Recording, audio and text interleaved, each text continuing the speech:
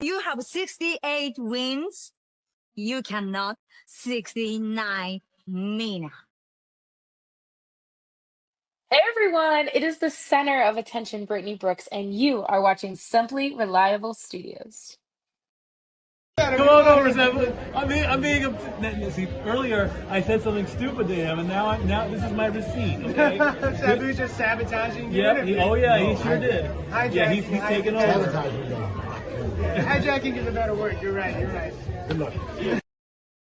Shout out to Simply Reliable Studios making their Symphony debut, sponsoring this match and the entire Dragon Kai demonstration. Heyo, this is Jack Cartwheel. You are watching Simply Reliable Studios. Say his name and he appears. I believe in Noah. I believe in Datula. The Meltzer of the multiverse. Who the fuck wants to compare themselves to another? How much of a mark do you have to be? You couldn't even pick a professional athlete. You went with a fucking journalist? Grow up, man.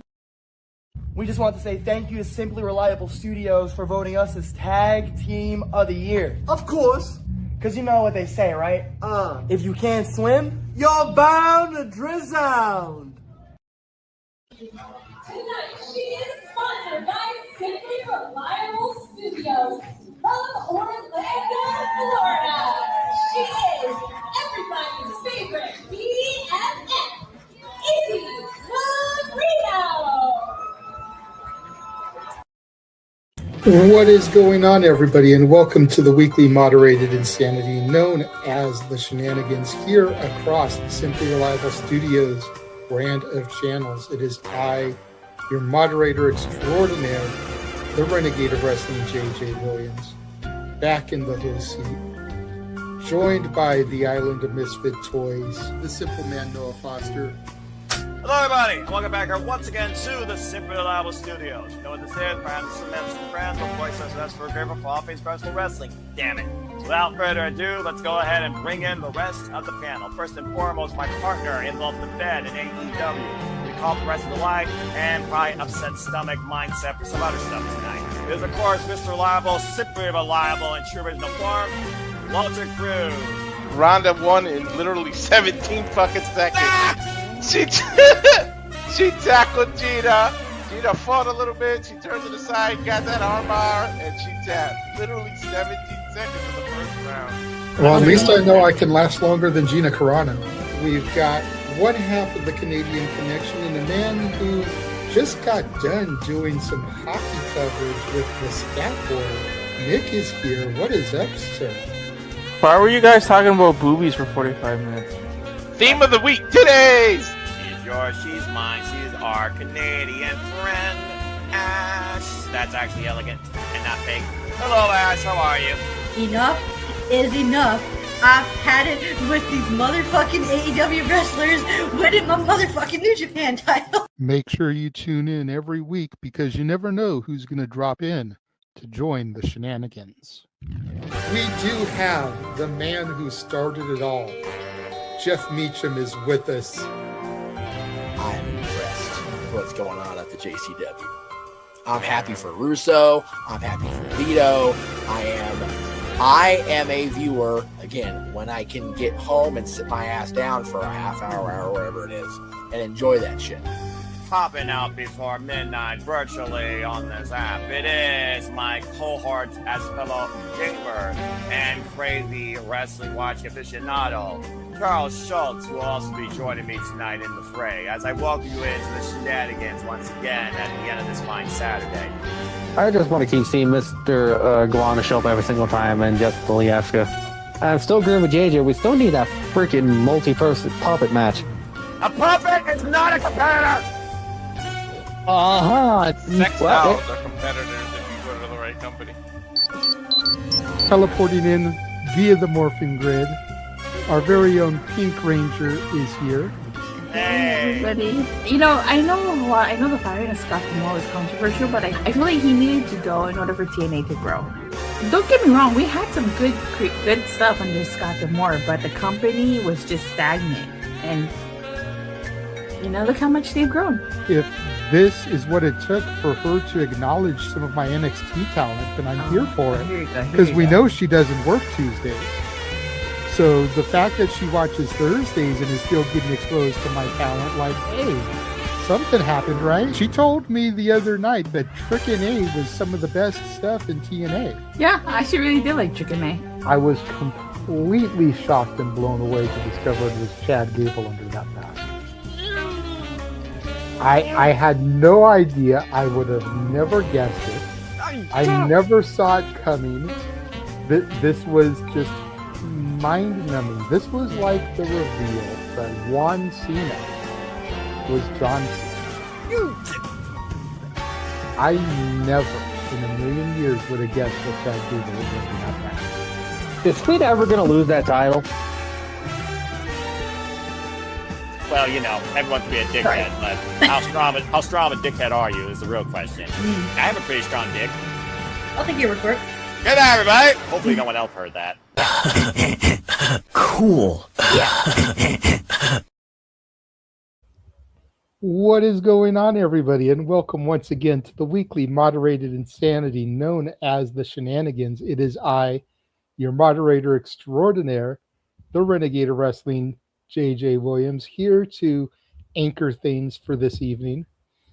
We have a panel, a gaggle of fools, as the simple man Noah Foster would say, waiting to come into the studio. So let's go ahead and begin bringing them in, including and beginning with the simple man himself, my cohort and co-host in all the shenanigans.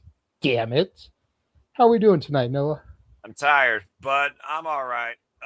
Been a long day, but here as always with the shenanigans for the 2 hours before going to bed, before more important things that are ahead Sunday morning. So you know me. Further ado, let's get into it, JJ, but I'm doing all right. Sounds good. Sounds good. Usually we save this guy for last, but God damn it, we're going to give him his just due since he was the first person to actually pop in here tonight. The Nick Fury of the Simply Reliable Studios is here. The man who assembled the Avengers, Jeff motherfucking Meacham, is here. How are we doing tonight, Jeff? Been a while. You're muted, Meacham. Botch. Wouldn't be Jeff without a botch to start with. There we go. Thank you. I hadn't watched it open yet because I've been working every Saturday. I did not need to be reminded that Noah has a strong dick, so that's cool. Okay. I don't know what the fuck to do with this show going forward now. I'd like having Noah say it out loud was the best part. It's one moment of Noah Ferguson, and you never hear the end of it from the late. No. So between that and like I said in the comments, may the Noah crash outs over Chad Gable forever live, because they will never be here again. Because now we know all along that he was El Grande Americano. Just so sad that we have to lose these crash outs because of AAA's tremendous booking. Let me just heap all the praise on Mark Calloway. But the greatest wrestling match for WWE of all time, right?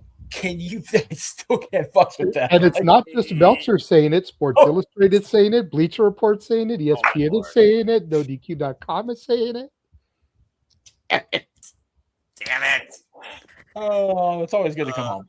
But I digress. Yes, because there's still one more person at least. Two more people. Else popped in. Okay. Two people. Yes. See if that's it. We've got to bring in the other gentleman who made up the commentary team today for Night of Champions. The man who shouted so loud, I think he ruptured my eardrum. Yes. When the unthinkable happened in the main event, and we will get to that in a little bit. But Mr. Reliable Walter Cruz is here. Yeah. Hello. What is going on, Walter? Nothing much. My own ears are ringing. I didn't realize how loud I got. Yeah. Gotta care about that. What, though? I was telling Jay, like I said, we'll talk about it, but the moment before, I think, is what's so poignant, because you and I are both like, all right, here we go. We're resigned to our fate. We're like, nope, groundbreaker. Just kidding. Yeah, it was something. I'm looking forward to talking more about it. And then last but not least, we've got to add a little bit of estrogen to the sausage party. A little long hot part, but all right. She's yours, she's mine, she's our Canadian friend. Ash. Wow. Orange Mountain Dew. It's a theme song. I'm here for this shit. How much of these shows have I missed? Been a while, I Jeff. swear this was a Noah thing because he's the one that always used to be like, she's yours, she's mine, she's our Canadian friend, Ash. And then all of a sudden it morphed, pun intended, into her own little entrance theme. Like, yeah, I'm here for it though. It's Yeah, catchy, fuck it's it. poppy, it totally fits.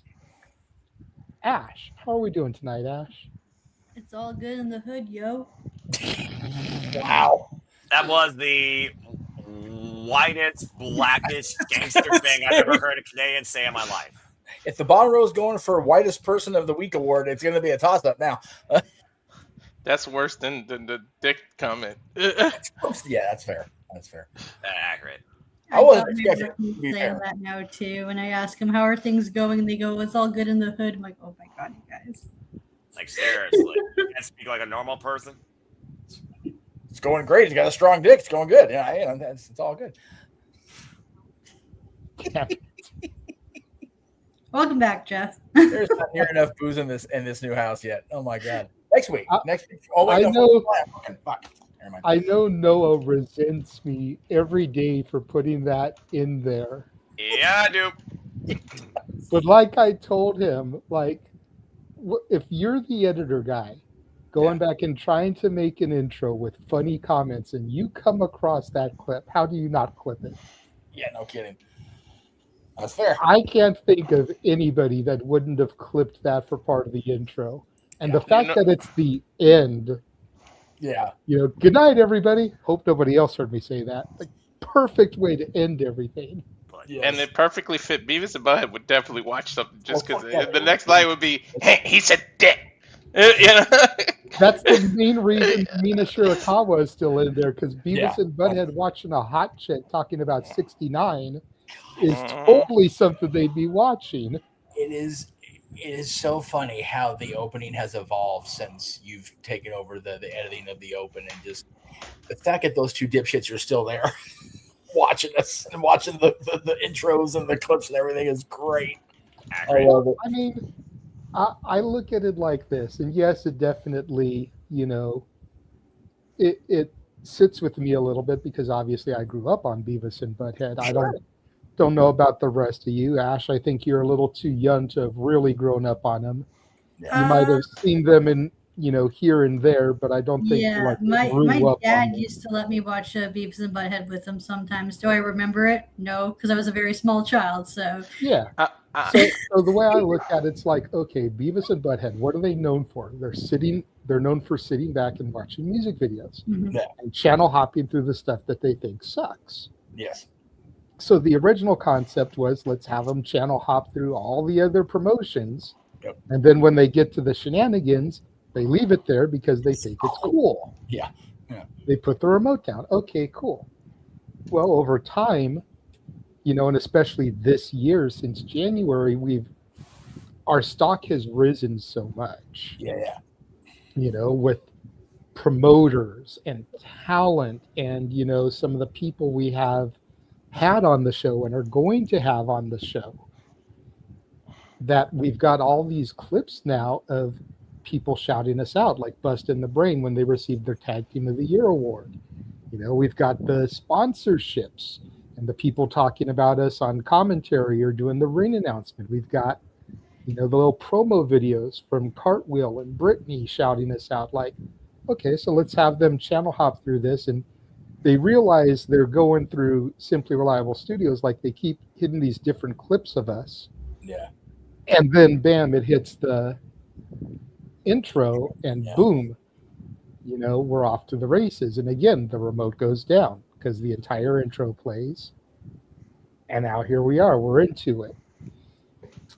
And speaking of into it, popping into the green room just like he pops his head out of the manhole cover. Charles is now here joining us for the Shenanigans. Hello, everybody. Hi, Dr. Nick. See, I wondered someone was going to get that when I did that. Nice. So that's why Beavis and Butthead are still around, and then I found a video that had them like from behind watching a static screen. Yeah. So I used that and then put our clips over it. So you had the little bit of them changing the channel, then you had them shot from behind watching the clips. See? Yeah. Very creative, I love it.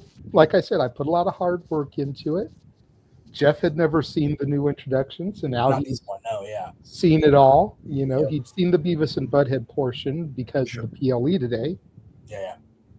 But he had never seen that whole entirety. Now you need to see the one for the interviews because, of course, I've got the clip from you and Heather Lynn with the Cowboys and everything in there. But that all being said, now that we've wasted about 15 minutes just talking about the introduction. Yes.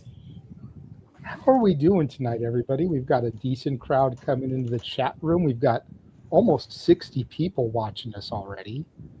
It's probably not burnt out from earlier. Because this is the first Shenanigans that is going across Aaron Rift's personal YouTube and X account. Right, that's right. Night of Champions was the official kickoff of this, if you want to call it, partnership or collaboration. Yes. The couple interviews we had prior to that was like the soft opening. Yeah. Night of Champions, and then Forbidden Door tomorrow. That's hard grand opening, man. We've kicked the door off of everything now. Yes. So I'm sure a lot of those 60 plus people are watching on his accounts, which is cool. Hello and welcome to all of the new eyes on the Simply Reliable Studios and the Saturday Shenanigans. For those of y'all that have never tuned in before, essentially Saturday Shenanigans is a more R-rated, longer version of the No DQ review.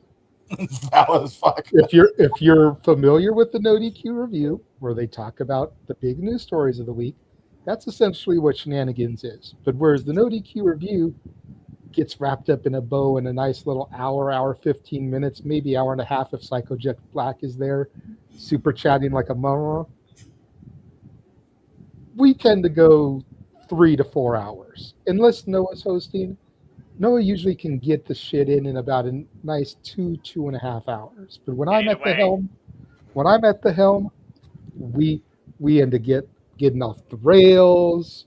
We, go from wrestling to hockey to music to video games to it's insanity. Or as a pun here to steal Walter's gimmick that Jeff would be familiar with, it's a little midnight insanity. Yes, quite so. It's and whenever I happen to pop in where I'm available for, under 4 is not likely. Just saying. And to the point, Marshall here asking, when did we begin using the channel? This is the first time we've done Shenanigans on Aaron's channel.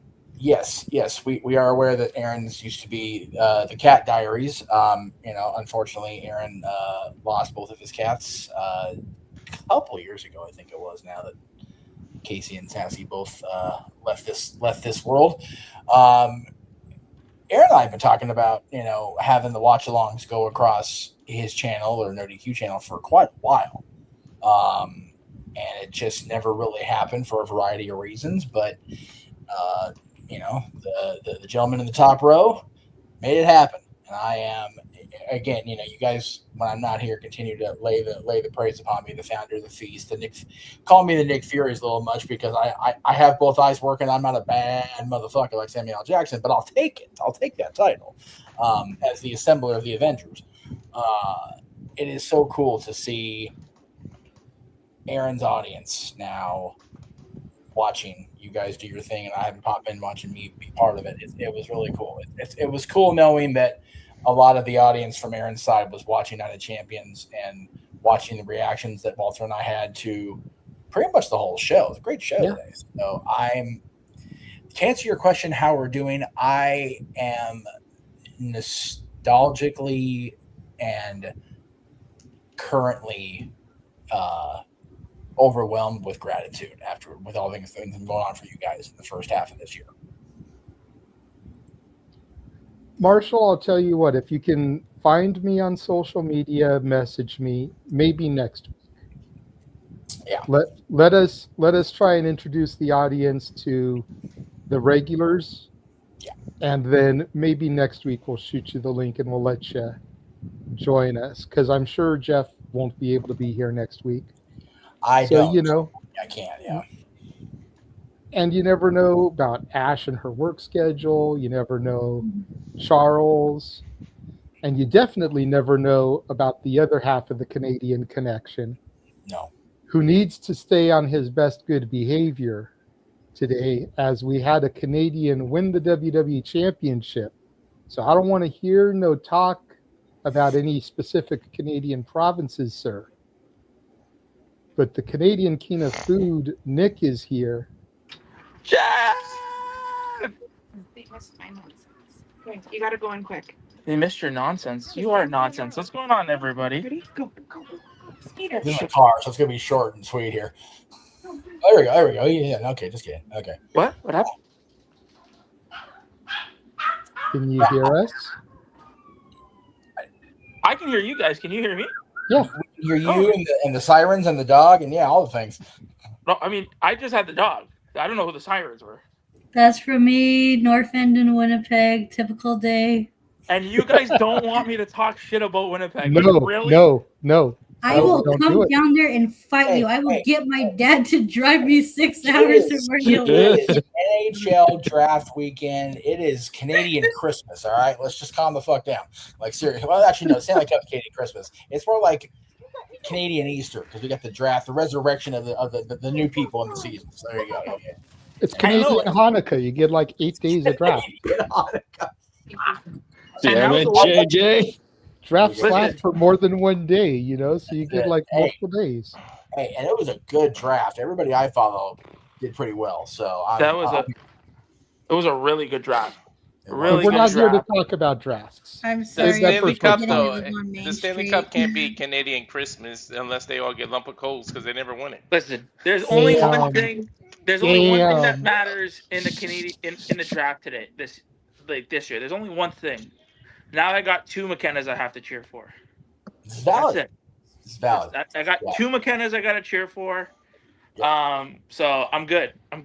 There's room in my heart for more than 1 McKenna. So and winding it back to wrestling, the one that we interviewed is going for the now vacant Pro Wrestling Symphony Women's Championship at Free For All, as unfortunately Freya the Slaya is injured. Yeah. So her partner Sigrid, the former Erica Demia, now known as Anya Rune, I think. Yeah, Aria Rune. And Kaya are all fighting for the vacant championship. So let's go, Kaya. Yes, but I mean, if we're really talking about Free For All, there's one match on that show that just. Oh, yes. We'll get there, Nick. We'll get there. Yeah. We'll get there. But before we get to that, because Noah is on a timeline, and we've already almost burned a half hour. I didn't piss him off yet. What the hell? No. I'm not talking about that, but he sets a 2-hour timer. We're like 25 minutes damn near into that 2 hours. And we haven't even gotten to the meat and potatoes of conversation yet. We're still bullshitting. We're still bringing everybody in. So let's pause, time out, run it real quick, Jey Uso style, and let's get into things. Earlier this morning for us West Coasters, we had from the Kingdom of Saudi Arabia, WWE United Champions. I'm assuming by now everyone has either seen the PLE or at least seen the highlights, the clips, the social medias. We have Kinoba. We have Queen Io, Trick, and Tiffy Time retained their United States titles. Braun Breaker fell to Seth freaking Rollins, probably partially due to that gouge he got on his eye that was bleeding all kinds of gnarly. You would have thought it was Matt Tremont and his ruptured pus bubble. And your new WWE champion, the lovable Muppet himself, Sami fucking Zayn. Oi! Now, before we get into everyone's thoughts of Night of Champions and everything, I'm going to turn to the man in the middle here. I'm going to turn to my co-host extraordinaire. I'm going to turn to the man who moderated Simply Predicting. Noah, did I call it or did I call it, my brother? You did. I give you credit where credit's due. You absolutely called it. So I'm going to throw it to you first, bruv, because I know you're focused on other stuff, so you can give your simple breakdown here, and then you can get back to what you're typing as I go around the horn to everybody else. I mean, it's a credible moment, and that's what WWE is about at the end of the day. It's moments. They capitalize when they think they can maximize the outlook of an event that happens, whether it's negative, positive. It brings a conversation, and it brings eyes towards at least maybe the next week. It definitely also puts out there that maybe next year it will be something completely different that won't involve Sami Zayn holding or going after the undisputed WWE Championship. And the fact of the matter that he pinned Cody Rhodes and doing it via reverse roll-up, and Gunther right now is trying to beef with Nick Aldis, it also leads me to believe that we might see Nick Aldis back in the ring, and much to what I thought about, it will be Sami Zayn and Cody Rhodes. But much to what you thought about with Saturday's main event so close around the corner, it sounds like to me that this might be just a fleeting moment, but still, the fact of the matter that he's been involved in this for 25 years, and we can now say Sami Zayn is or has been WWE champion. It's very nice. It actually was the one moment that it mattered as I was able to watch the, let's see, that thing was like 3 hours long for y'all, right? You had 5-minute long commercial breaks. I ran it back. I only watched the matches because F Def Rebel, F Promotions. The advertisement breaks were only 1 minute long. And I watched all the matches in full and the entire thing in under 2 hours. So there you go. But yeah, it was definitely a jaw-dropping moment that WWE has not given me the likes of since I don't know when. I'm very happy for Sami Zayn, and I hope that they capitalize on this because he's more than deserving of it. As far as Gunther Nick Aldis, hey, he's called the career killer. You want to bring that back? See if he kills Nick Aldis' in-ring career altogether. And keep that gimmick alive, and don't pigeonhole him into being a champion and losing it immediately. I hope Sami Zayn's moment is not a flash in the pan, and hopefully it means Cody Rhodes does not hold on to this championship again for a little while, because I think there are a selective number of people that are sick of that. But congrats to Sami. Walter, you were the lead man on the call. I mean, I know you blasted my eardrum here, but I actually think I heard you all the way from Grass Valley. I think Jeff heard you from Grass Valley. I think Ash heard you from Grass Valley, the way you were screaming. Take us back to that moment and you getting to call Sami Zayn doing the unthinkable, man.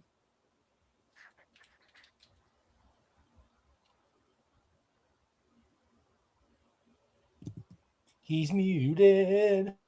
Botch. It means a lot because, like Jeff said, the moments before that, you get that double crossover, and I was like, here's the bullshit. Gunther's going to fall out of the ring, and it's going to leave Sami. And for him to reverse that and turn it into a simple roll-up or cradle, whatever you want to call it, victory roll, whatever that's really called. Reverse roll. And then get the three, like, yeah, I was loud as hell, and I'm so happy for him.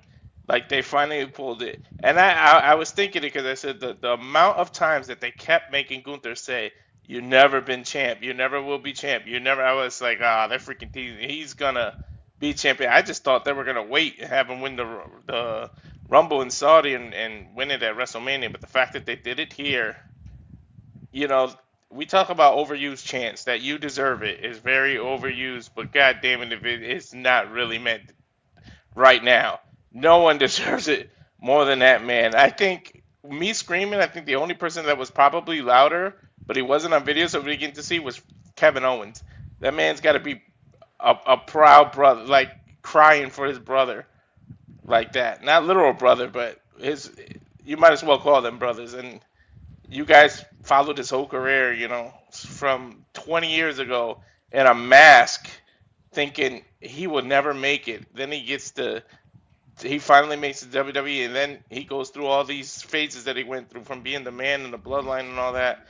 He very well deserves it. There's great all-time greats that never got to do what he just did. Mr. Perfect never won the WWE title. Kennedy was hot when he was in the WWE, never won the WWE title. No.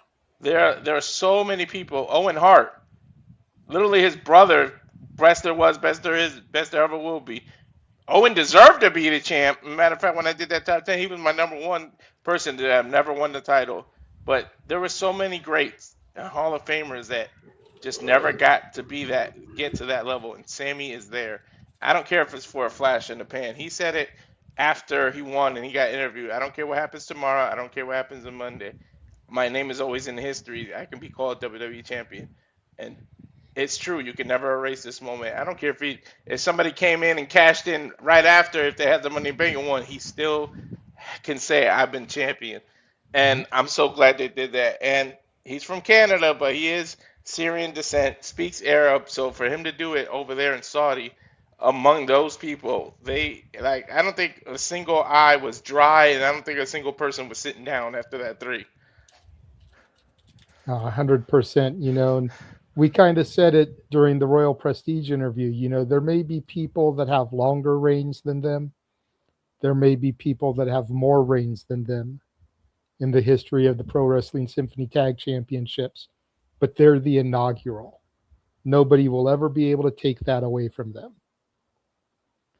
You know, before I go to Jeff, who is on the call as well, I am going to ask everybody to turn your headsets down just a little bit, because I do have a snippet of the call here from the end of that match. Cody getting up. Is he going to hit Cody with the haluva kick? No, Gunther slaps the sleeper on him as he was running. Reverse. Cody, double crossroads. God damn it. And then he held on to Sammy as Gunther rolls out. Now we know what's about to happen. Oh, man. He held on. No! Sammy slipped! Roll up! 1, 2, 3! Sammy Zayn! Cody rolls! Sammy Zayn is the WWE champion! Holy shit! Oh my God. Sami Zayn rolled Cody up and is the new WWE champion. That almost looked like an accident. Holy shit! Holy shit.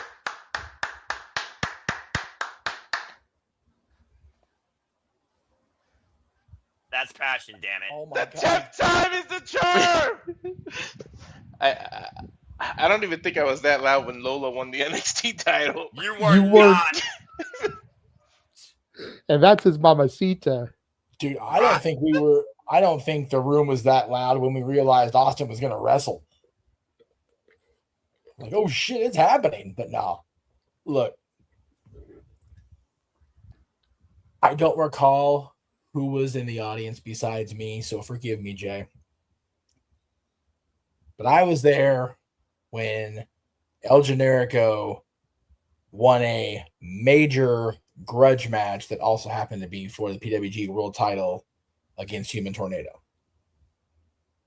In this little bitty, little bullshit armory in the middle of Van Nuys, California. I was there at Steenwolf when he and Kevin went to war in a ladder match and he became the PWG champion again. And I still wow myself at the fact that I got to be there when the two of them became the WWE World Tag Team Champions in Los Angeles at WrestleMania in the main event. With the gorilla logo on their tights. With the gorilla logo on their shorts, which flies under the radar, except it was on commentary this time, so that was cool. I can't even now, however many hours it is since it happened, I can't find myself believing that Sami Zayn is the WWE champion. It just blows me away. We sat there since those PWG moments. Oh, he should have been the Ring of Honor World Champion. And he won the TV title and the tag titles, and that's fine. Oh man, he should have been a longer reigning NXT champion, or he should have upset John Cena. He should have. He finally fucking has. I talked about it on commentary. The whole thing, the audible. Oh, they should have called an audible to Montreal. No, he should not have beaten Roman Reigns, because Roman Reigns losing derails basically every part of the Bloodline story since then. You think about all the good Bloodline moments, and yeah, the Bloodline kind of is what it is now. But between that moment and the Raw Netflix premiere, that Bloodline story was fucking Oscar, Emmy-worthy cinema. Looking at you, Emmys. Paul Heyman and I are going to die on that hill together, motherfuckers. Damn right. Just like you're going to die on the hill that Ted DiBiase should be acknowledged as WWF champion. Don't get me going. All Don't right, do it. let's not do go. it. Because goddamn it, he should. But this, if it ends in the Garden, if it ends in Minneapolis, he's right. Much like Rey Mysterio, much like Jinder Mahal, much like Drew McIntyre the first time. Drew McIntyre leaving that company, you would never thought he'd be back, let alone being the champion. Being a credible, us going, why the fuck was he not WWE champion before? Right?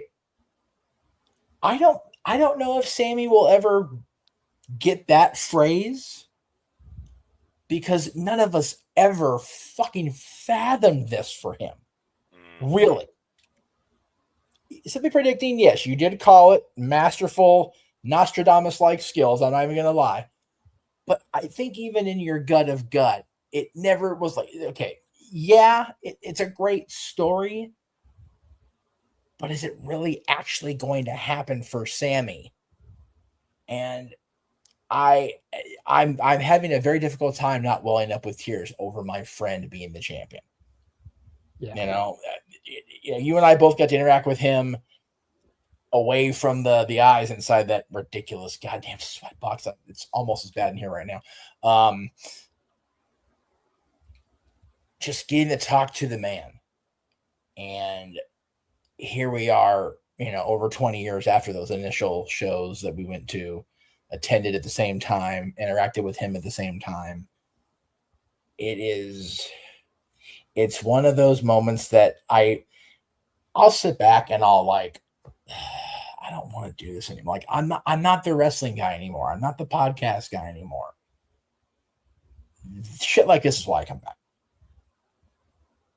Stuff like this is why I get caught up in it and realize that I will never, ever fully retire and go away from it, because I can't lose this kind of emotion and reaction from my life, knowingly, willfully giving it up.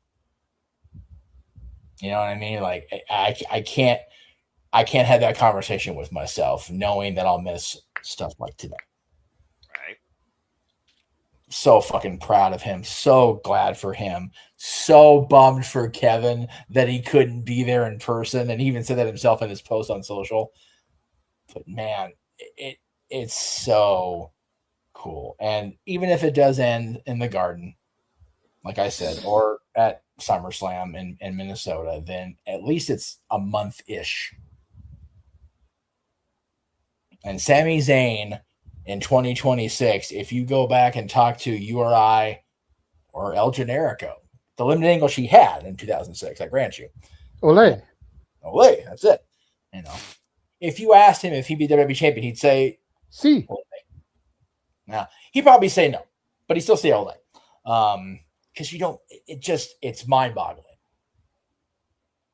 It's mind-boggling to think of Mr. Wrestling Kevin Steen and El Generico being heavy focal points of WWE storylines the last, 10 years or so. But it's fucking cool, and I'm here for it.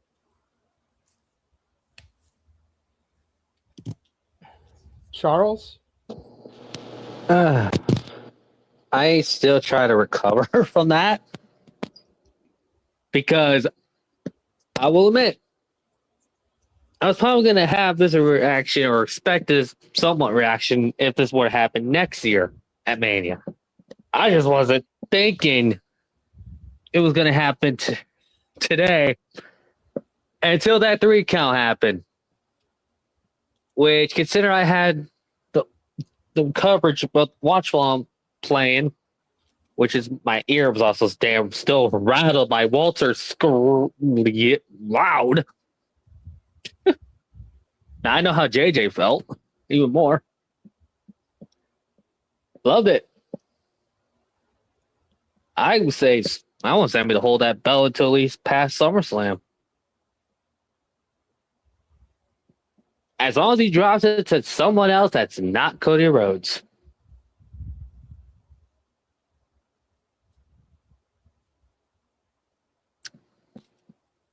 That's all I want.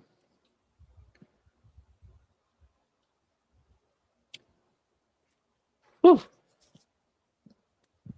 Go to someone else now. Ash? As I bounce back and forth here between then and now. All aboard the Zane train. Whether it be a long ride or a short trip, choo-choo. I'm waiting for the spaces tomorrow to see how many people are crashing out over this. I'm not going to lie. I'm waiting to see if it's as bad as when Jey Uso won the Rumble or not.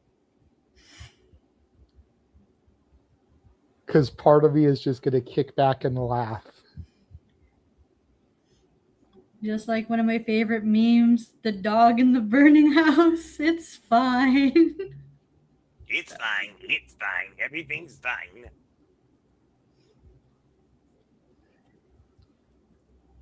Is that all you got to say? Is all aboard the Zane train? Yes. Nice and simple. Nick? Yes. Sami Zayn. Yes, it's your turn, buddy. Talk about it. Happy for him. Good that he finally won it. I mean, I wish he kind of won it at WrestleMania. But I mean, he won it in front of his people. That's great. Well, let's not forget, next year is Saudi Mania.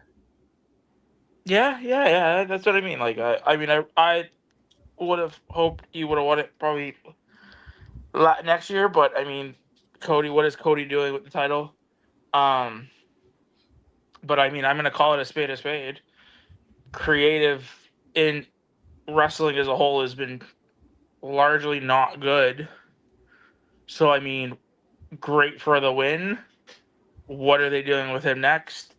What feuds do they have planned for him?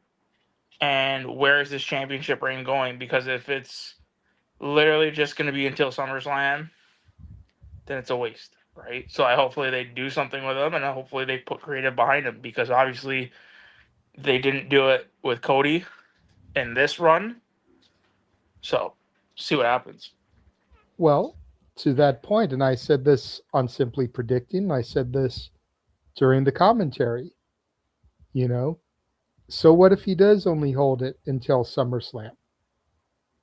I think it'll do more for his character, because now, and I keep comparing it to a crackhead, he's like a fiend. He's had that first fix, and it didn't last long, and he wants to get it back. He was already kind of teetering towards some heelish tactics calling himself the last real good guy, but kind of being a little bit heelish, like Sammy was losing his shit. I think a short reign would be exactly what it takes to make Sammy lose his shit. Then you get focused Sammy. So that when history repeats itself at Saudi Mania next year, now you got a long run.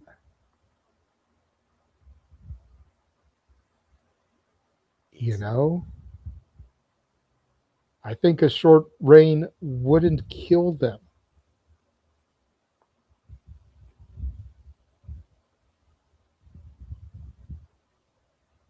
Nick? Oh, Nick, I was Sorry. talking to you, buddy. Like, if you're Sorry. gonna be here, you gotta interact. No, sorry, I had food in my mouth. That's what she said. That's what she did say. No, you're right. I mean, nothing. It always doesn't have to be a long reign. It could be a short reign to be an effective reign, but you only get there. It's just like we talked about with Royal Prestige. You only get this. You only get your first once, right? So, I just hope that they make this first count, right? That's all I mean. That's all I'm hoping for. Like they make it count. Because really, like again, wrestling in 2026 with, across both companies. For me, at least, I feel like there hasn't really been anything that is truly interesting. For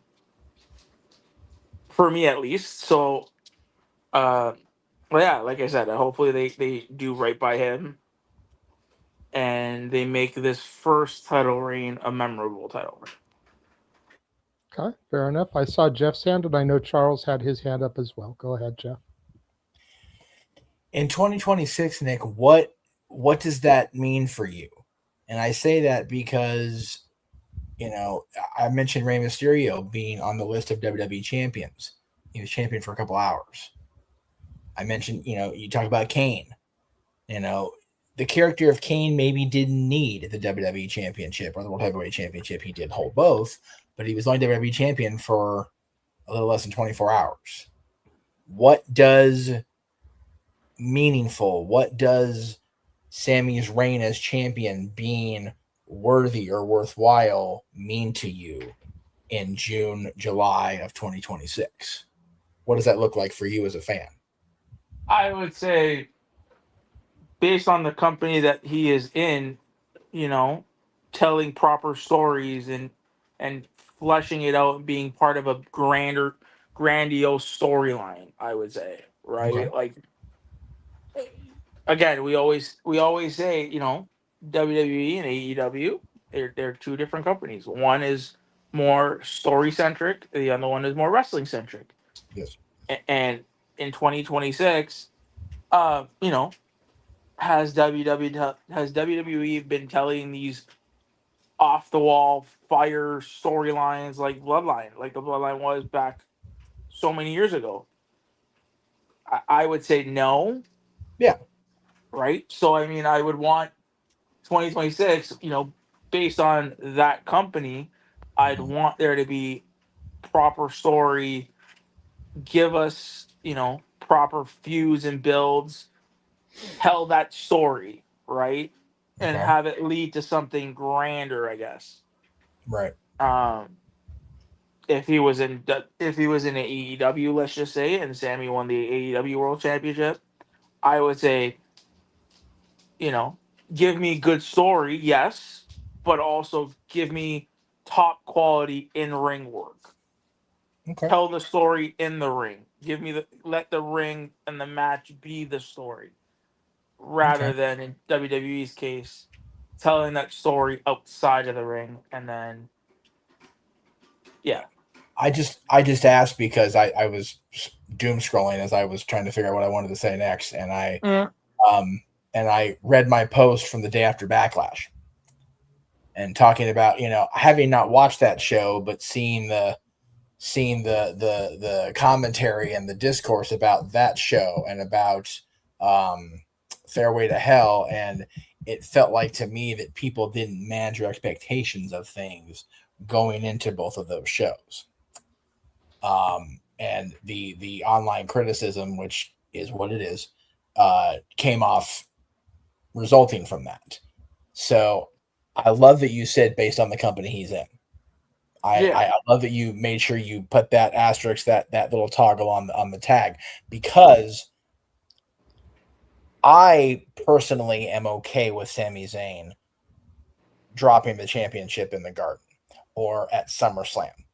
I'm also not okay with it being going right back to Cody Rhodes.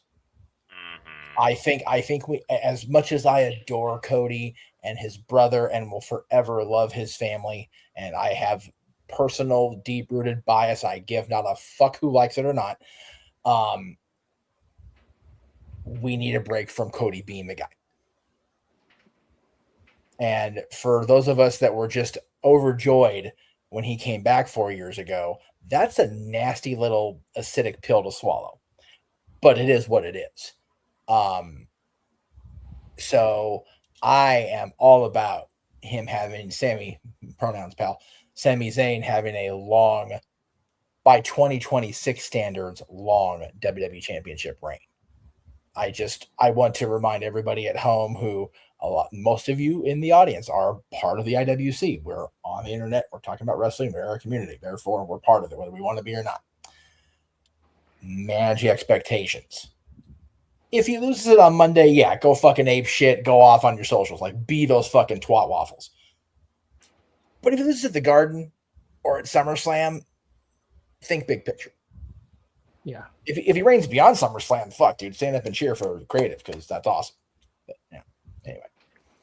I would, sorry, real quick. So the way I look at this, and again, like I said, I'm basing my answer on the company more so and where they are. I look at this championship win and I can see it being like a Darby win when Darby won his, right? Okay. Now again, this is why I say based on the company, because both of them have that underdog spirit. Darby has it, Sammy has it. Yeah. But because they're in different companies, Darby's story was, how long is he going to go until his body breaks down? Yeah. Well, eventually we saw that, and in that story, it was at Double or Nothing. It wasn't that, like, we saw that. Yes. I don't see the same with Sammy in WWE because they're I don't know. Again, where from what have they given us now in the interim before that? Like what direction have they given us to see where it's going for the future? You know what I mean? Like, at least when Darby's lead up to the AEW World Championship, we saw it. We said, okay, you know what I mean? Am I explaining it right? Like I saw it as soon as, and Noah can probably attest to it and probably knows more. What I'm trying to say is, we saw that win coming. We knew where it was going, because we already said it from the jump when they were teasing it, right? Yeah. That he's only going to last a month. And sure enough, with the story that they told and played out, it only lasted a short time.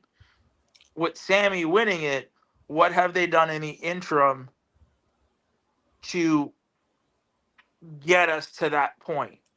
Where I can say, okay, if Sammy has a short reign, well, they've already, unless they're doing Obafemi versus Sami Zayn at SummerSlam. It's very possible. Oba's the king of the ring. So I love you use the Darby analogy, and I say that because I saw Darby's brief run as what we should have gotten when Max was champion the first time. And we only didn't get it because his body betrayed him. The only reason I love Joe, I like John Moxley, I like all the guys that have been there, okay? The only reason those reigns happened between Max dropping at World's End 23 and regaining at World 1025 is because Max had to leave to get better, and they had to find a way to put him back in that moment where he was going to be champion again. They couldn't just say, okay, hard reset, fucking Russo Bischoff, April 2000. Just kidding.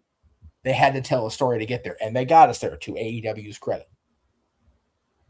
Tonight, the story has been Sammy is growing frustrated. Sammy's always been the guy that's been there, being supportive, being the last real good guy, being the guy boosting everybody else up, and getting told you're not worthy, being told you're never going to be that champion. I fucking said it in this show not 10, 15 minutes ago. I never envisioned that for him. That's your story. And if he does lose sooner than we think he should, JJ's point is valid. The crash out will be fucking extravagant. And then we get into Saudi and he wins it back, possibly.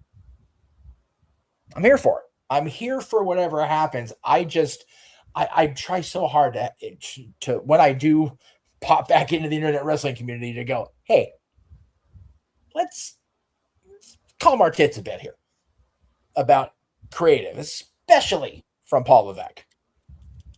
Because, and again, I said this during the commentary today, I encourage everybody to go watch Chris Van Vliet's interview with Paul Heyman and Cody when he appeared on the Arowane show. Because I did not even consider the whole, Paul Levesque is serving so many different masters as the chief content officer, not just creative. He's in charge of everything that we see on internet streams, on YouTube clips, on ESPN, on NBCU, on every outlet they have. The problem is he also has to answer to the heads of NBCU and ESPN and, things like that. He's having to juggle. Tubi. Yeah, Tubi. He's having to juggle through at minimum 5 or 6 different, corporate network overseers going, okay, yeah, but on our show, we want this.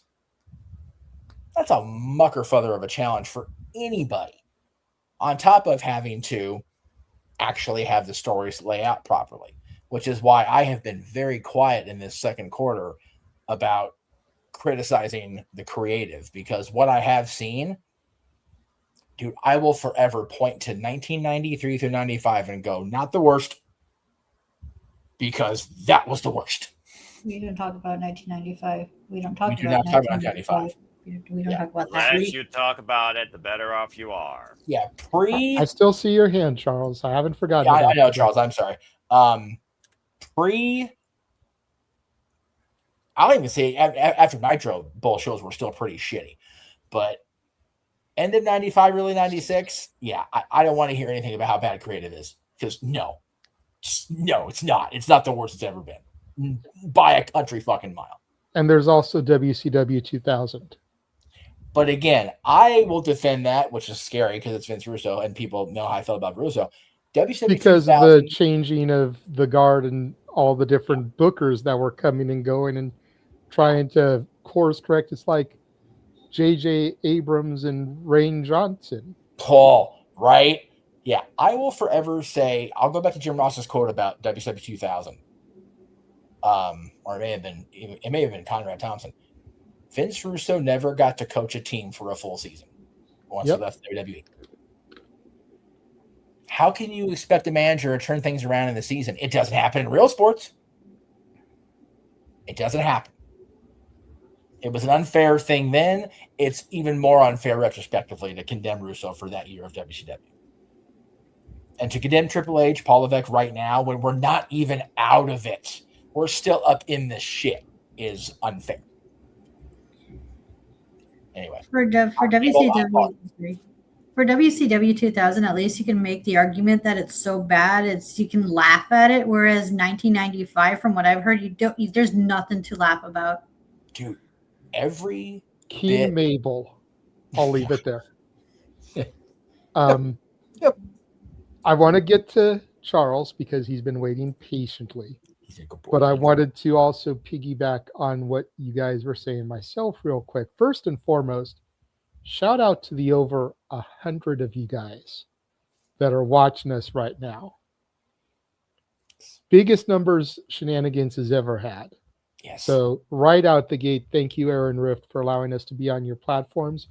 Every channel we are on right now has at least one person watching. And we are on the Casa channel. We are on, I want to say we're on Batty for Wrestling.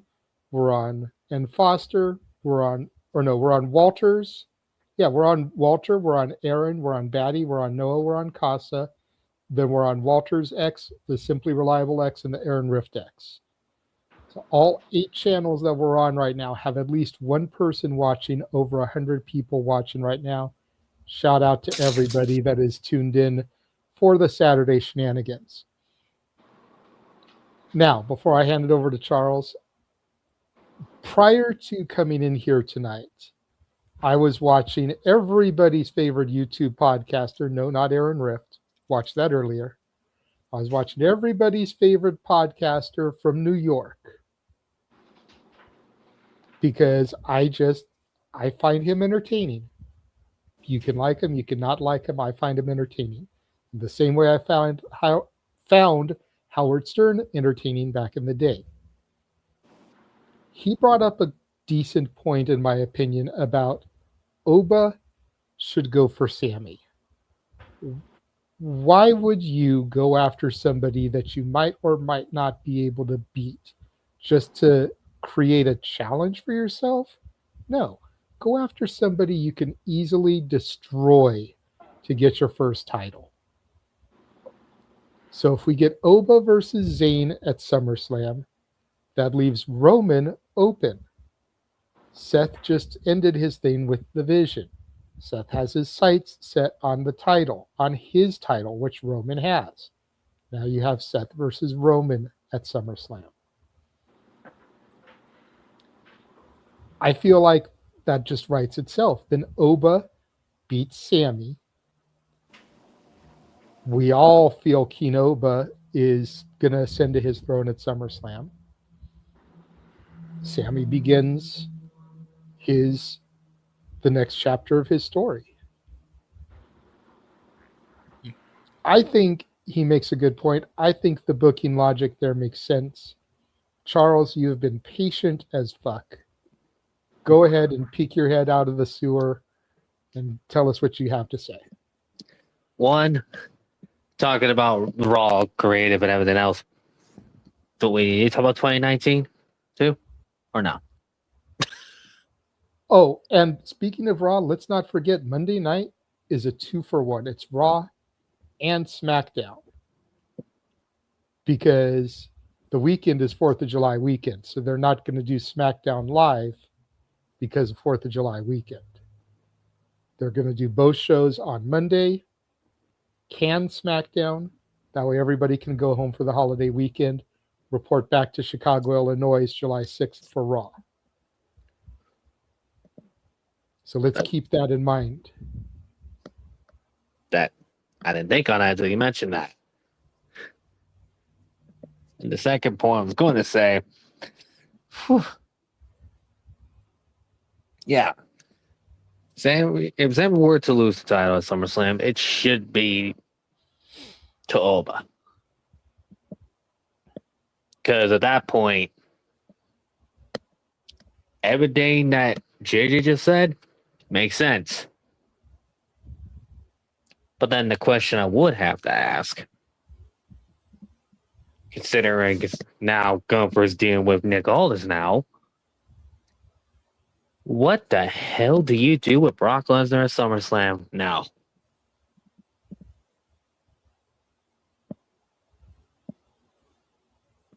It's a good question. Because now since Oba won the tournament, and now Gunther's going up the nose, like, okay. Because they were going to do the Brock and Oba match at Saturday night's main event. It was like, all right. The hell do you do with Brock Lesnar at SummerSlam? Because it'd be weird if you're having it in Minnesota and you don't have Brock on the card. It'll be weird. Forgot to ask that question. So I was thinking that all day.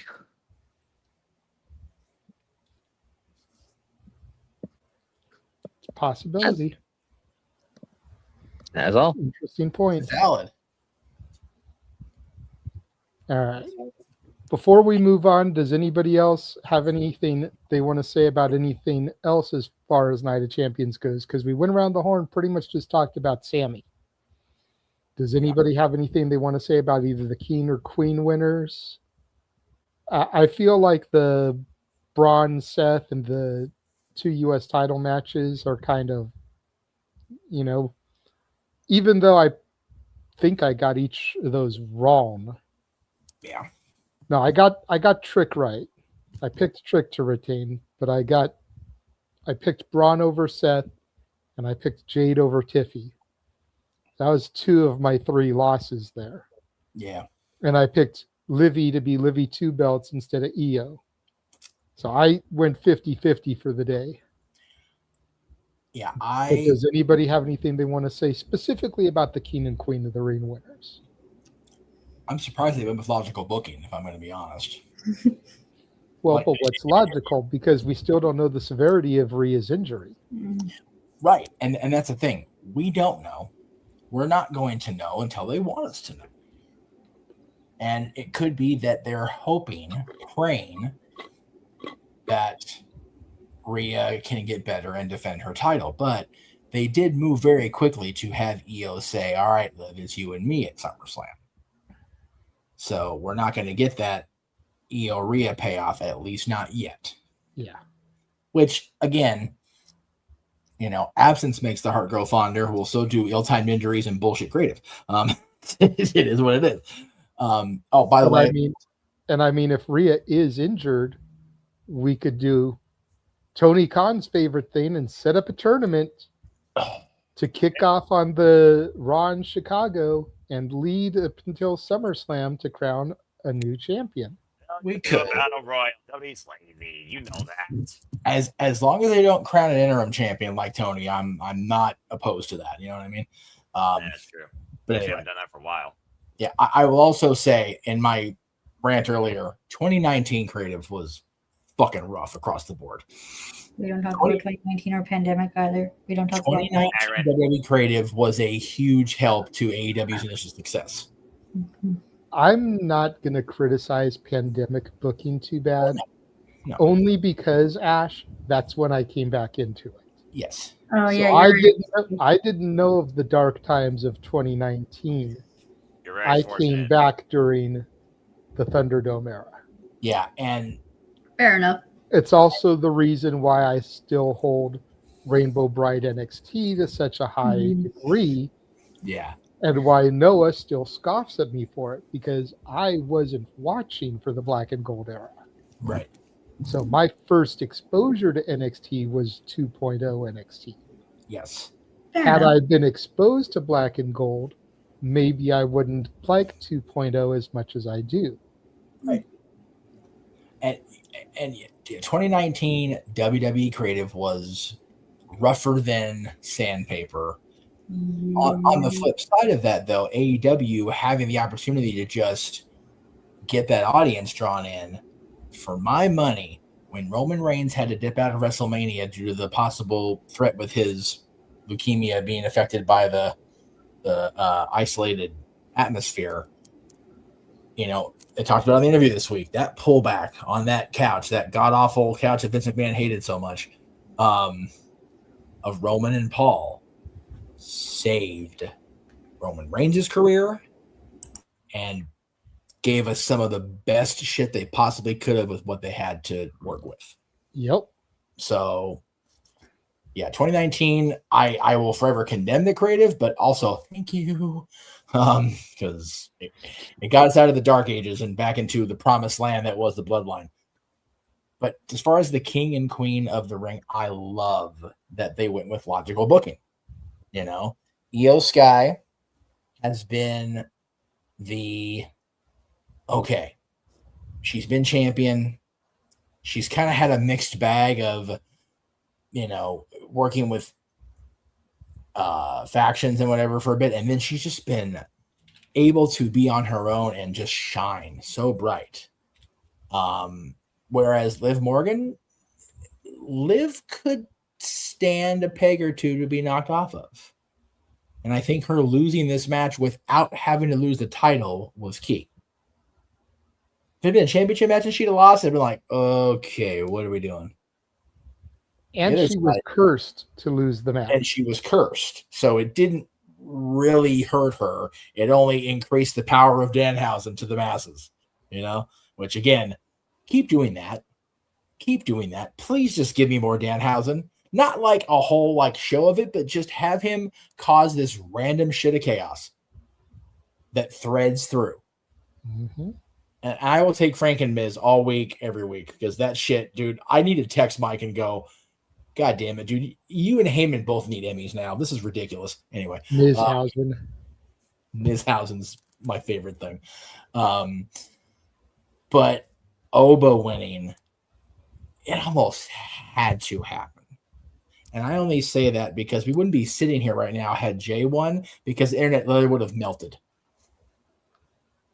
We would have had no platform to use today. Accurate. So, and Oba, much like Brock Lesnar in his debut year on the main roster, is now the king of the ring.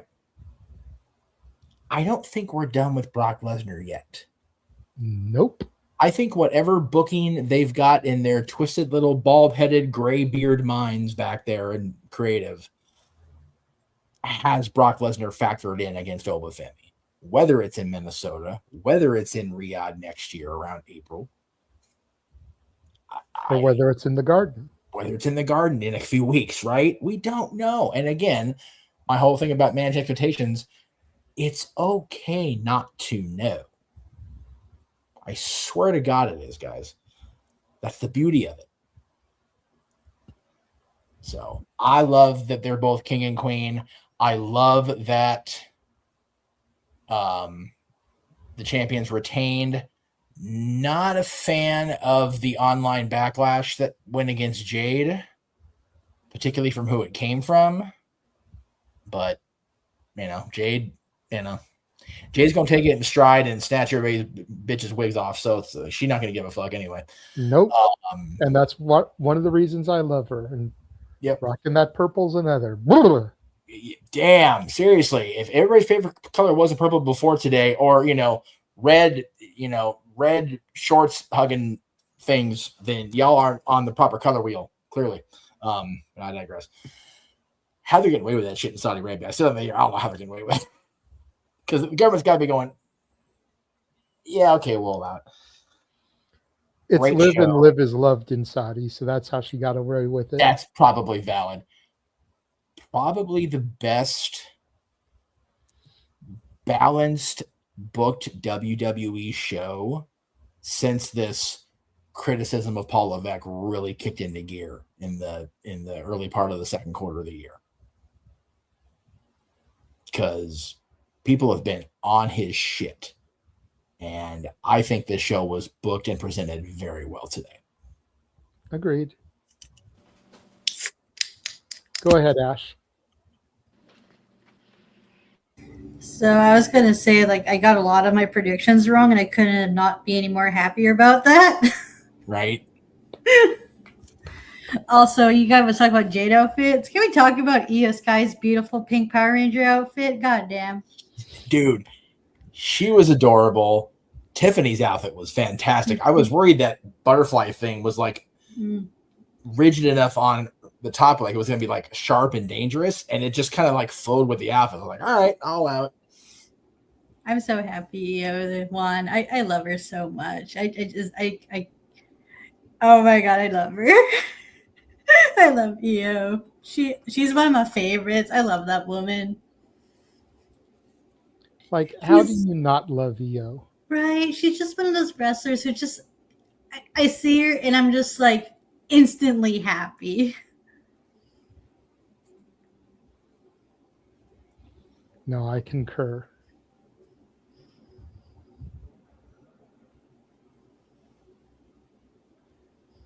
So, yeah, congrats to Oba winning, which is freaking cool. Io winning's awesome. Both champions retaining. Looking forward to who their next opponents are. And let's see where Sami Zayn's title run goes. Dude, Little Yachty being way too involved. I am curious where it goes now. Like, he got actively cane swinging involved today. Like, curious. I'm not going to say it because I do not want to put that BS in the ether. No, Hey, say it. I'm curious. What if what if you get Trick Williams versus Lil Yachty for the title? No, I don't think that'll happen. Exactly Here you my go, point. Ash. Since you love Liv and her pink outfit so much, get a load of this. Aw, yay! love Io and Danhausen! EO Oh my Hausen. god. Hey, look, guys, it's my two personalities. Very, very pink, very evil.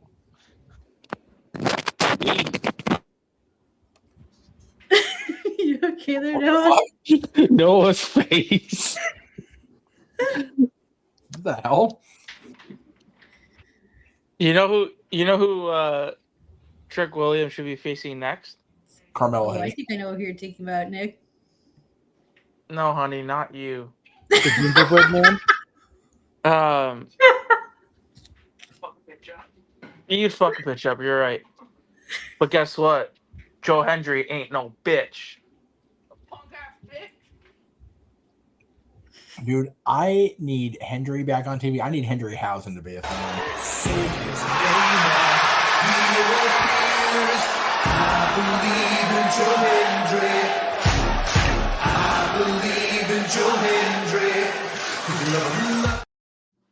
But no. Or be cursed. He is back on TV. He showed up on SmackDown. Oh no, he went to the phone. Last 10 minutes. He showed up on SmackDown and helped make sure that what the hell did he do? Make sure the title was You mean Raw? The tag title. Yeah, Raw. He showed up and made sure the Profits won the tag titles. You know, it just took 10 minutes off of his time. Which means we've got about 33 to go. Yeah. You show him what I said about a certain animal in the desert. It'll probably Yes, and I commented back on it. You bad. You trying to get us canceled and shit. All right. So since Night of Champions is pretty much done, going to take a second, roll a commercial, come back, and we'll discuss the next big show, because I know there's some stuff to talk about regarding Forbidden Door. We will be right back. And now for a taste of things to come.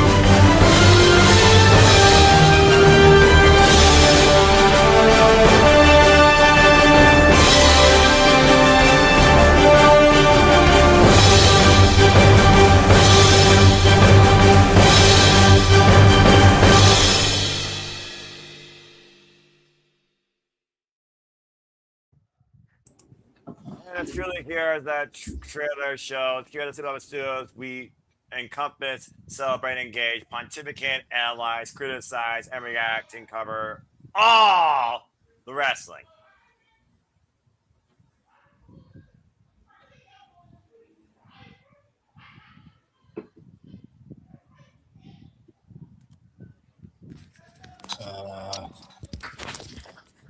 must be figuring out stuff in the background. There we go.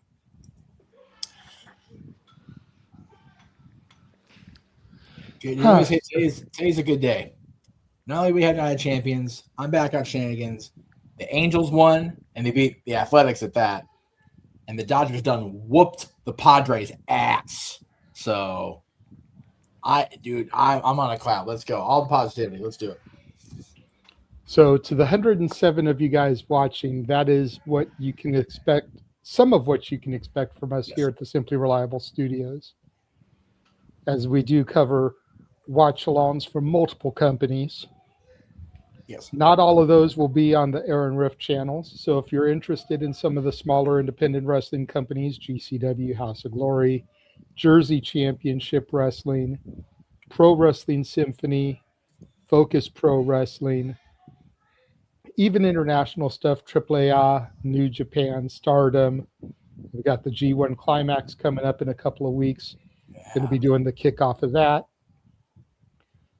So all those things that I just named won't be on any of Aaron's channels. So if that stuff interests you, make sure you subscribe to all the channels here within the Simply Reliable Studios.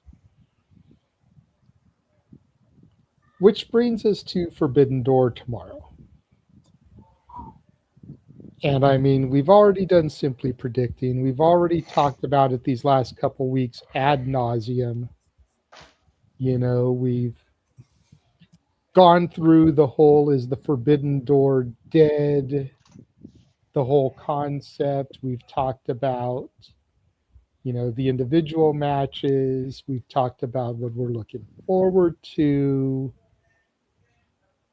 So the question would be, what is there really to discuss then? But I figure, you know, we're on the eve. You know, Safet keeps throwing into the chat, happy Forbidden Door weekend. He threw it in the chat while we were doing a WWE watch long, which was most definitely the wrong place and time for it.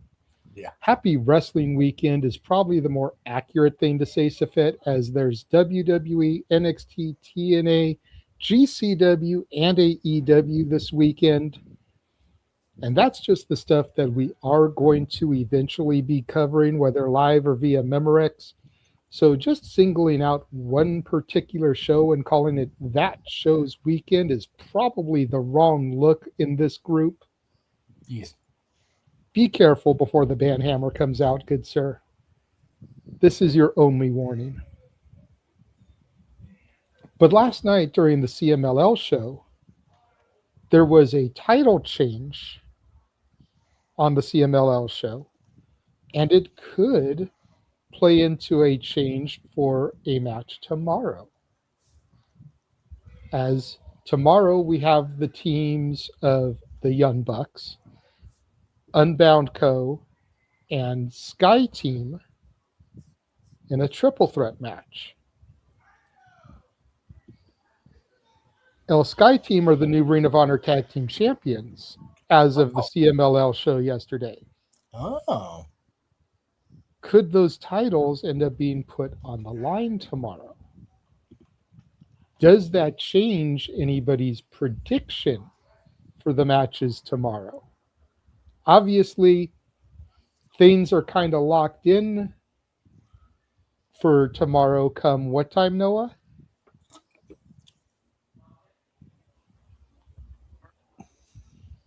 They're finalized at 7 p.m. Eastern Standard Time, and on the East Coast, that is literally today. Yeah.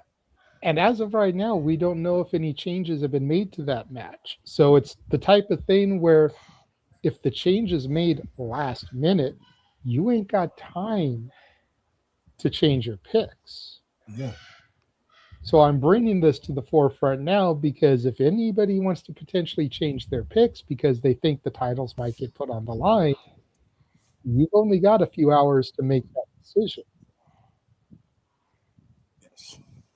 But on the main reason I want to come to Forbidden Door is this. On the heels of WWE basically booking the right way in a lot of fans' eyes with Kinoba instead of Kinus, Queen Io instead of Queen Liv, and giving everybody's favorite Muppet the WWE Championship, what is it going to take from AEW to take away the chatter from WWE? Because Sami Zayn finally doing it, to steal a phrase from 1996, the boyhood dream of Sami Zayn has now come true. I think it's going to take something major from Tony Khan and AEW to take the talk point away from that. Yeah. What do you think it'll take? And I'll throw mine out there first, and then I'll go to Noah next, just because I know his time is limited, and then we'll kind of bounce around from Noah. We won't go in the same exact order, but I think the only thing they could do that would be equal, probably still a little bit lesser than, but on the same level, is Maya World winning the Owen. Yeah. And beating Mercedes Moné. Yeah. That's the only thing I could think of that they could really do that would take some of that talking power away. Because Mercedes Moné is Roman Reigns. You do not bet against Mercedes in a big match situation. No. But she's lost every title belt except for the Owen belt. And if her downfall is truly to be complete, I feel she needs to lose that Owen belt. I did pick Maya World in Simply Predicting, just like I picked Sammy in Simply Predicting. Yes. Will I go for 2 for 2? Will I go 1 for 1? Jury's still out. We'll find out in a few hours. Noah, what do you think AEW could do? And don't just say put on a kick-ass show, because AEW sets the bar in their pay-per-views and yada, yada, yada, because we know how you feel about AEW versus WWE. But from a talk point perspective, what is something that you think AEW could do tomorrow to take the narrative away from Sami Zayn becomes WWE champion? I don't give a damn about the talk. I'm introverted, but I'll go ahead and feed into your conversation because you got 15 minutes left with me. Pretty much Maya World is the one biggest thing I think that you could definitely do there, where you have a huge angle with Will Ospreay that affects the entire narrative going all in, yet you still somehow involve him. Other than that, I don't have much more to say to this conversation because I don't think like that, nor look at the business like that, nor do the this versus that. I watch what I enjoy, and I'm a different type of fan and always will be. So as far as your point goes, you basically hit the nail on the head. The Cinderella story. You capitalize on it or you fail on it. Otherwise, it's just going to be fed talk that I'm not going to be part of, or I'm just going to humor. But I don't got much more to say besides that. Honestly, right now, I'm just ready to see how this Road to Forbidden Door begins and who is right now looking towards redemption or an ascension or revenge or something else in between. Nonetheless, either way, I'm looking forward to tomorrow evening, regardless.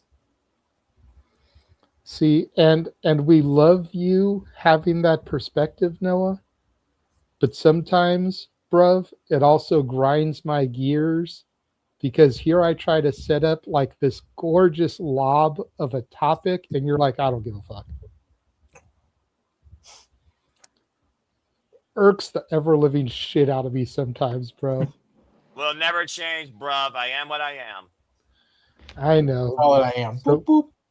So from that, we're going to go to the other Mr. AEW, sitting there with his hand on his forehead like, Jesus Christ, JJ, what the fuck are you doing to me? What? No. Hi, Nick. No. Why would I be sitting like that? I should have my hand on my head. You're trying to think of things that you can say about Winnipeg, Manitoba without getting in trouble. I know you. No, I'm not. Good. There's not. I'm not saying anything about Winnipeg, Manitoba. So There's a Pager and a hell of a potential match tomorrow. I'm just throwing it out there. That's a good boy, Nick. Now, yeah. What do you think that Tony Khan and AEW could do tomorrow to steal the talking narrative from WWE and Sami Zayn becomes WWE champion. Announce Full Gear in Winnipeg, Manitoba. No, I'm kidding. I wish. Look, bro, But they're they not giving Canada like 3 pay-per-views. That ain't happening. No. If anything, Winnipeg would be getting World's End because that's the one pay-per-view not many people give a shit about. Let's be real here. Which is unfortunate, but And I mean, when you go to Winnipeg, it is World's End. Anyways, so Nicholas, On there. He's not wrong. He's not wrong. I'm not wrong. What the hey, fuck? I'm sitting here trying to defend you, Ash. Don't play. Although into you it. shouldn't be saying it, but still, you're Right, not right, wrong. I was gonna say let Ash say it. At least then she's making fun of her own province. Yeah, but we're neighbor provinces. I'm allowed to. You get so, one. What? You said you get one, and that was your only one. I'm not gonna say anything else. Anyways, Good boy. Oh, stop it, you. What could AEW do to take away the talking point? Because they're the last show of the weekend. Slammiversary will be over. Great American Bash starts an hour early, so it'll be over. Because we know Tony Khan's got his 6.5-hour pay-per-views. Yeah, I think, and there's a couple things, but I do kind of agree with Noah in the sense of, WWE is about its moments. While granted it was a great moment, that's all that's all it really was, right? This pay-per-view, we know Tony does pay-per-views better than anybody, or PLEs, whatever you want to say. So I do think the event as a whole might take some steam out. But I do think, while you guys said it would be Maya World and Mercedes, I'm actually going to go with the result in the Will Ospreay match. For the reason being is because we're all expecting that this was Will's tournament to lose, right? Everybody has pegged him as the winner. Everybody has said he needs to win this tournament. He needs to main event All In. He needs to win the World Championship this year. Well, how would it look if he doesn't win the Owen? What are the ramifications coming out of Forbidden Door if he does not win the Owen? So I think the bigger talking point, again, I don't think it's going to be one thing. I think it'll be more than one thing. But at the same time, I do think that if Will doesn't win, that's a pretty significant talking point, because it's then like, what do they have planned? Where are they going with all of this? Right?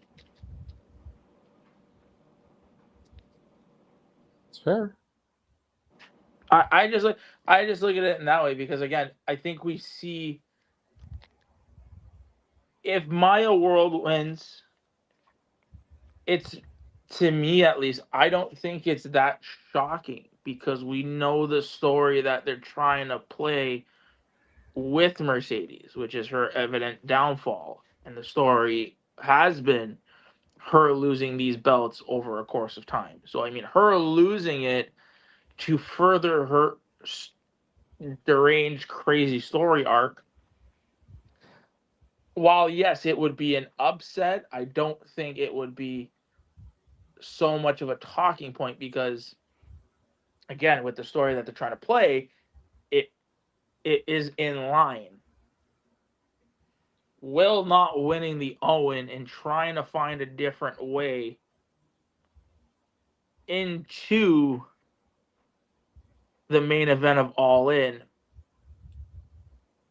would be even more like his journey to the main event of All In, and it not coming easy, I think, is a bigger talking point, especially if, there's so many question marks around it. And we mentioned one on Simply Predicting, where's Hangman in all this? Where does the Hangman fit in all this now that he can't challenge for the World Heavyweight Championship ever again? Has he made, like, I was thinking about this throughout the day, like, that's a really big question mark, because you could play the story like, what happens again? Will doesn't lose because Hangman fucks him over, right? Like, there's I don't know. I would say that it'd be Will and the outcome of that Owen match, I think would take away the conversation now. Negative or positive, we don't know. Will people bash the shit out of Tony and say, "Oh, you don't know what the fuck you're doing," or will people do like what Jeff says? Let it like play.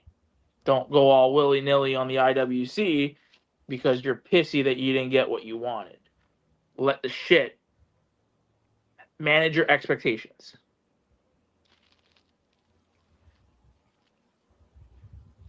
Okay. Short, sweet, and to the point there from Nick. Our baddie friend Ash.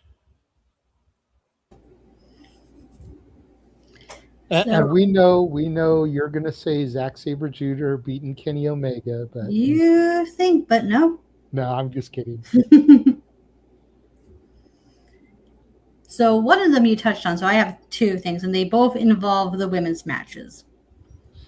Maya World beating Mercedes in the Owen tournament final would be quite the headline.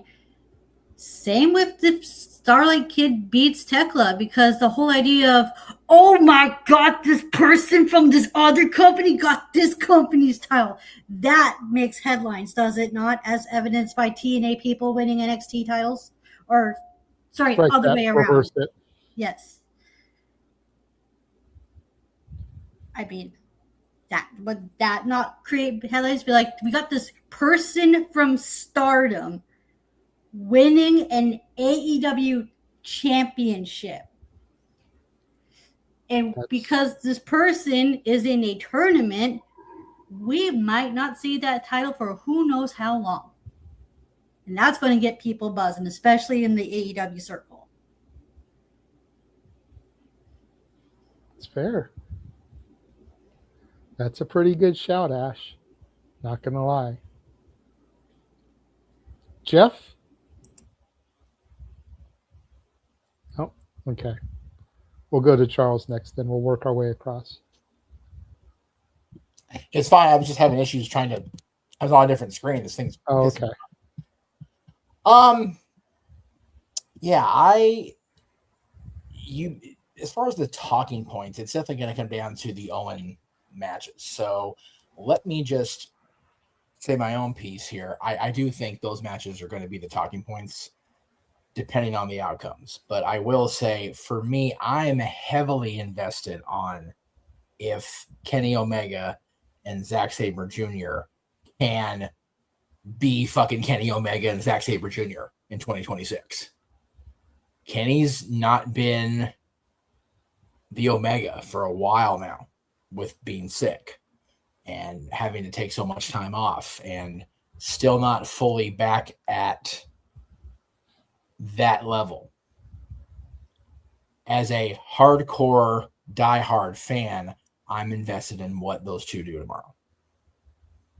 I'm heavily invested in the Owen tournaments. I'm mad almost at myself as a friend for not being invested in Max's match, because like I just don't give a shit about the 10-man clusterfuck. Like I really don't care. And that's not anything against anybody in the match. I'm just okay. Like it's gonna be a train wreck. I'd rather see him have a world title match and be the best fucking wrestler in the world that I know he is. So this train wreck of people, like they could say that for somebody else. You know what I mean? And the fact that him and Okada's first time in the ring together is as partners in a train wreck match pisses me off. Like it legitimately makes me upset. So with that, the fact that we're not getting the best wrestler on the planet and one of the greatest of all time on opposite sides, or even some sort of less crazy match, I'm looking forward to the wrestling of Swerve and Ospreay, of Omega and Zack Sabre Jr., of the women's final, of all of the other matches. They're going to put on a great wrestling show. That's what AEW does. The talking points are going to be if Mercedes loses, if Will doesn't win. As a fan, I want to see Kenny Omega go out there and go, I am still fucking Kenny Omega. That's what I want to see tomorrow. That'll be my talking point Monday morning. Is if Kenny Omega can go out there and prove that he's still fucking Kenny Omega against Zack Sabre Jr., who has become an even better Zack Sabre Jr. with each passing year. That dude could wrestle my ass and carry me to a Meltzer popper. Okay? He's amazing. Wow, that's really high praise. Zack Sabre Jr. could get Yoshihiko inducted in the Hall of Fame. This is valid as fuck. If you know, you know, folks. You do. You do.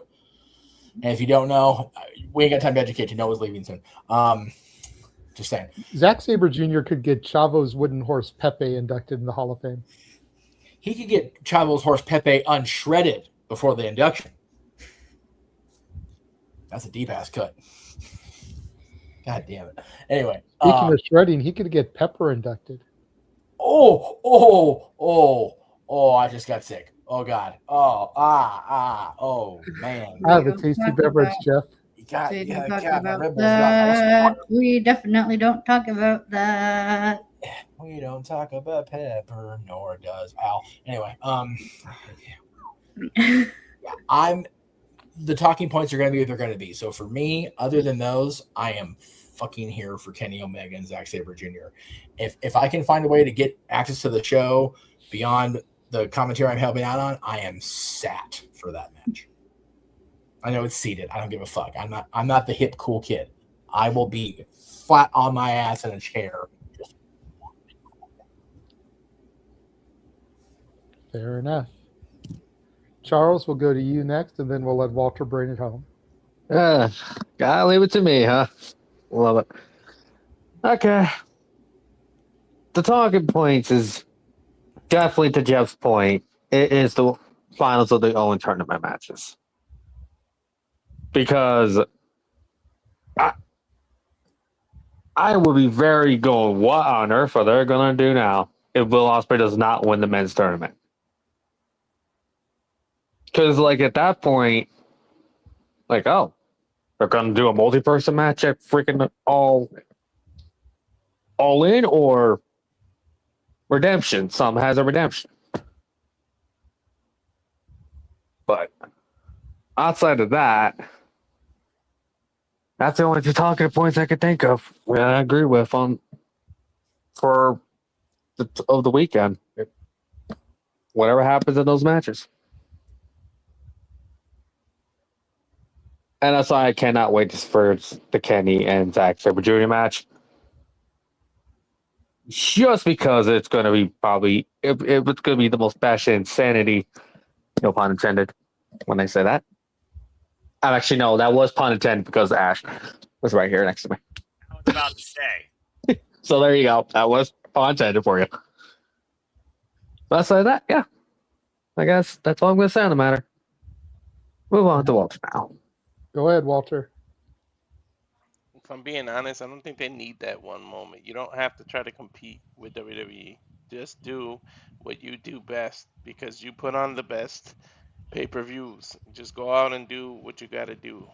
Saying that, because the biggest thing that they could do is physically impossible, because all these people still have 90 days.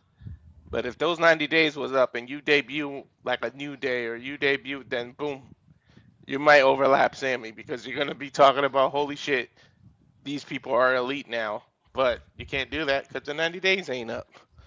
So just go out there and the only thing I think of, honestly, if you really want to do some crazy, if Will won the tournament and instead of waiting to All In, you call the same night and you make MJF defend it on this same night, the night instead of being part of that 6-man, and then you have Will Ospreay beat MJF for the title. That'll be the only thing that like that might get more views than Sammy's win. But I don't think as a company you need to compare it. Just go do what you do because they know how to put on pay-per-views. I'm looking forward to the whole card.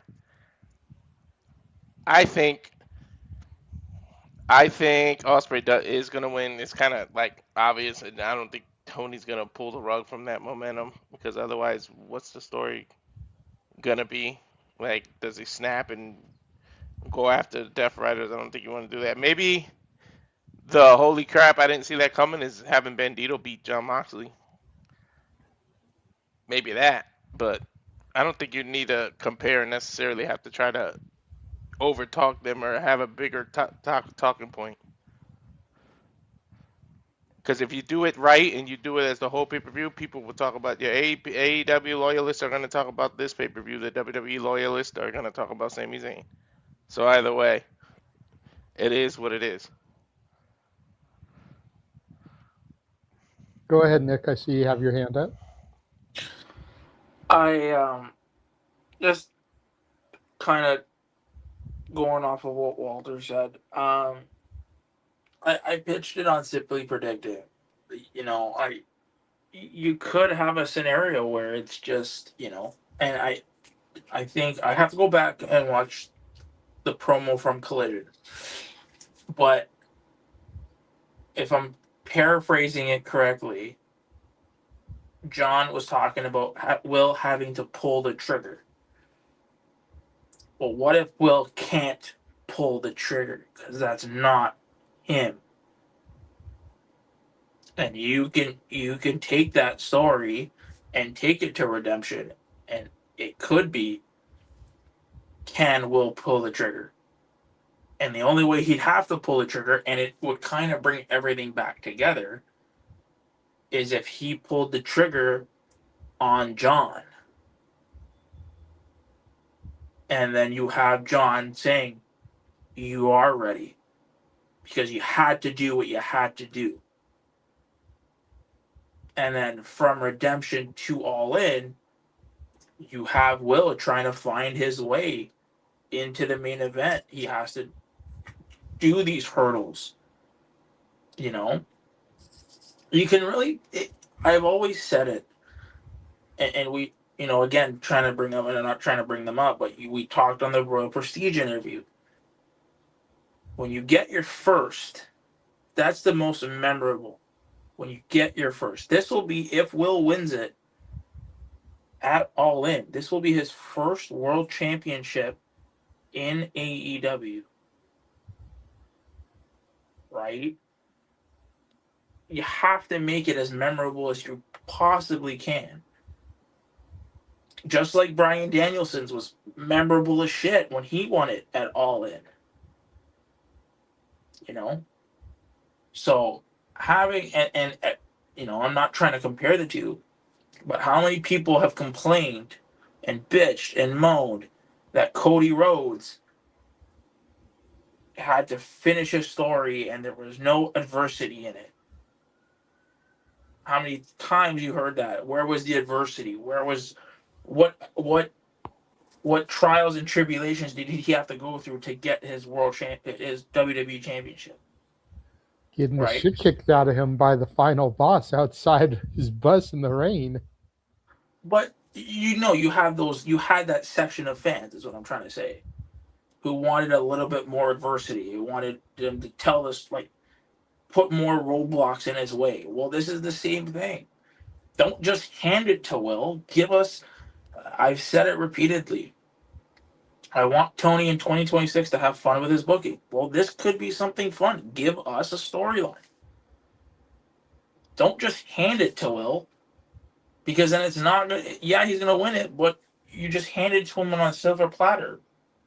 Let the guy work for it. Will can. He talks about, being the hardest worker in the company. He always, whenever he always in promos, I have to fly there and back so many times. He always talks about how much he has to sacrifice. Dude, in his promo in Houston, where he's like, I banged my missus and then I flew all the way to Houston because she knows I love this shit. You know what I mean? You've told us how much and how dire this championship means to you. Give us some obstacles in the way, and what bigger obstacle is there than him losing the Owen and trying to find his way into the main event of All In? And then you do. I don't mind it being Swerve versus Will versus Kenny. If Kenny is the rumored, if it's not Max, right? You know what I mean? If the rumors are true and it's not Max and it's Kenny, right? And then who knows? Maybe at Full Gear you can run it. You can do a singles match with those guys. I just want, don't hand it to Will. Make him work for it. Make him come from behind. Make him the underdog in this story, to where we're all rooting for him. Not just, okay, he won it. Definitely going to win it at all. Him winning it at Forbidden Door does not make me want to watch weekly episodic television of AEW. I could just wait till All In and be like, okay, he's winning it. We're good. Give us weeks of television. Give us weeks of build. Give us that adversity that we sit there. Because I guarantee you, I'm pretty sure if they give us this adversity and they give us this television where they're telling a great story with it, partnered with the amazing in-ring work that we know these guys can produce, you'd have guys like Noah, and not to call Noah out, but guys who, like he said, I don't care. They're going to put on a great pay-per-view. That's what I'm here for, kind of thing. You know what I mean? Like, if I'm explaining it correctly, like I'm trying to. I get what you're saying. Yeah. Yeah, I got what you were saying 5 minutes ago. No offense. Cool, thank you. Yeah. Little long-winded there, bro. But, Sorry. It is what it is. You get my point. Adversity, good. No, I get Keep you, going. but at the same time, and this is another point that Mr. New York brought up, when something is there, you need to pull the trigger. And you need to stop waiting and waiting and waiting and waiting and waiting, because then when you finally do pull the trigger, no one cares.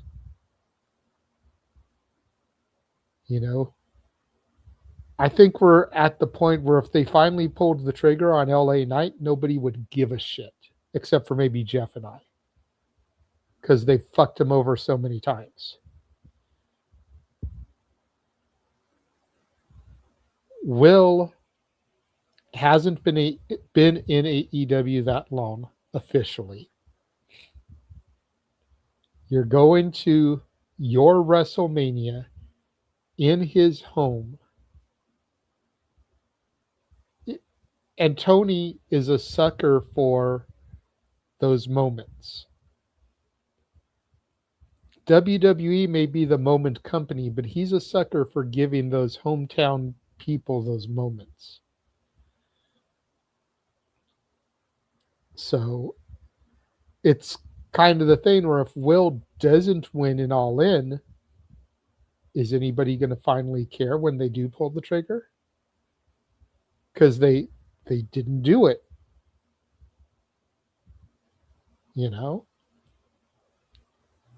That's the other side of the argument there.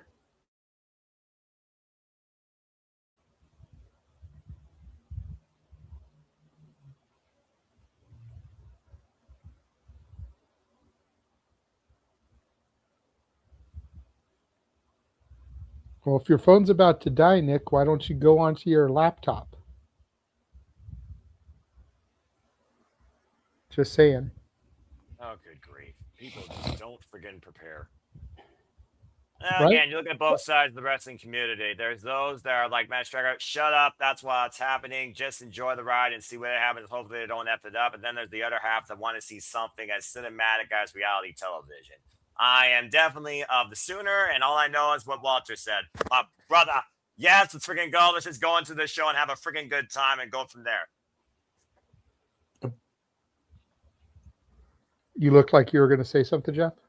Well, I honestly forgot just something about the Nick and the phone thing, but it was more of a haha. And once I didn't get it out right away, it went away. Oh. He's okay.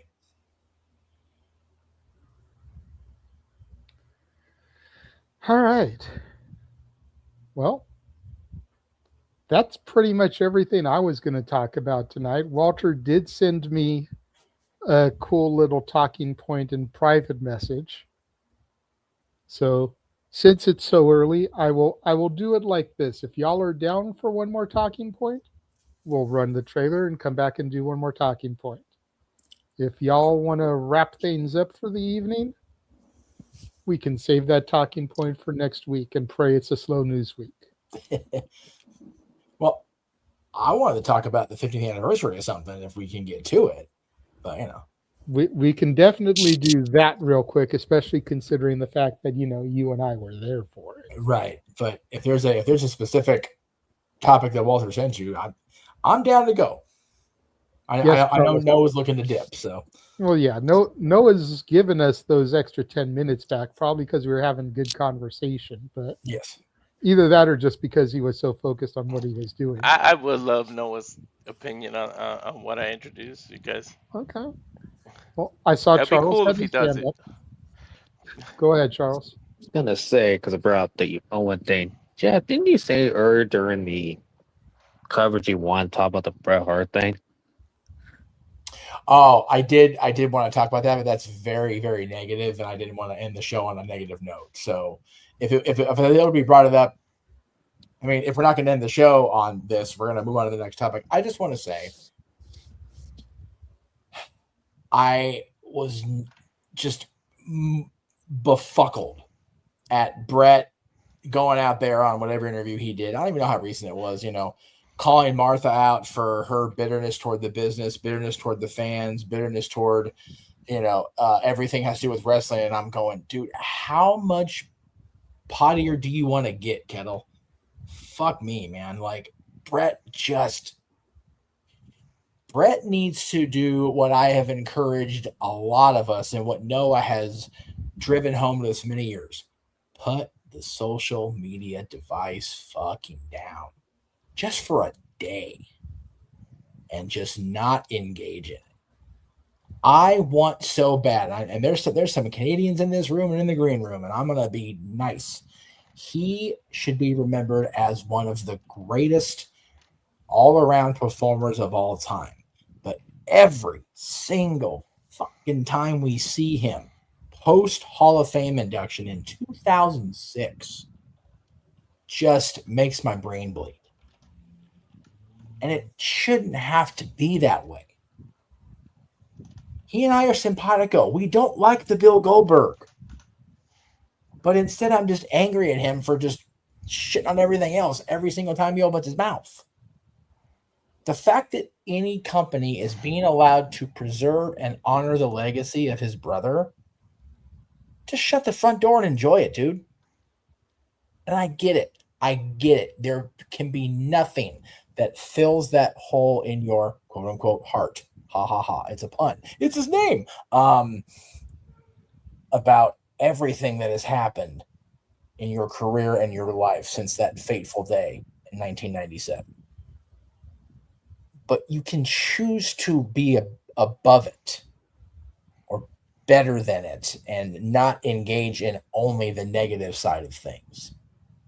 Engage in the fact that your niece is still the most prolific female performer in WWE history, still setting records and still ensuring the future of the business with her and TJ and what they're doing in Tampa. Mm-hmm. I will forever praise Bret, praise Owen and Jim and Davey and that family for what they did in the ring. I will further push Natty and TJ for the ability to preserve the future of the business and not and not giving into what could be a very easy temptation to just say, fuck it. Tomorrow, Owen will be honored by whoever wins the women's tournament, whoever wins the men's tournament.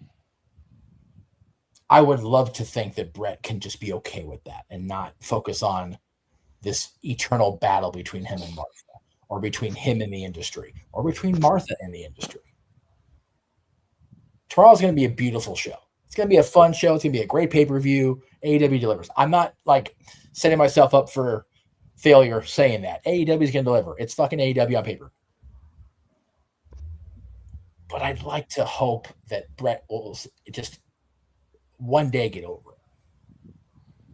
I hope for that for him. I really do.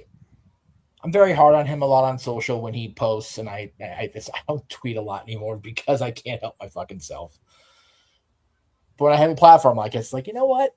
I want to say something, and if it gets me heat with my friend Natty, I'll make it right. But it just chaps my ass sometimes. Just does. Anyway. All right. Sorry. So now that Jeff has had his therapy session, we'll run our trailer, come back, and we'll discuss this Walter introduced topic. We will be right back. And now for a taste of things to come.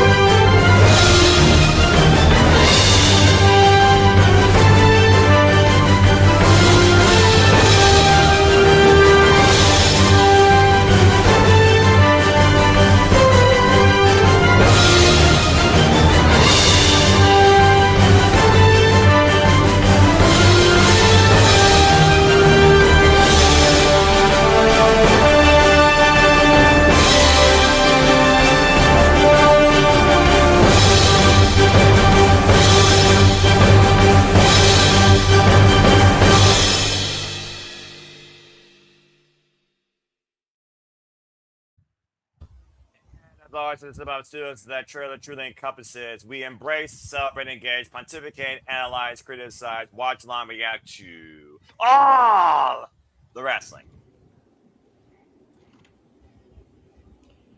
There we go. And again, to the 114 of y'all that are tuned in right now,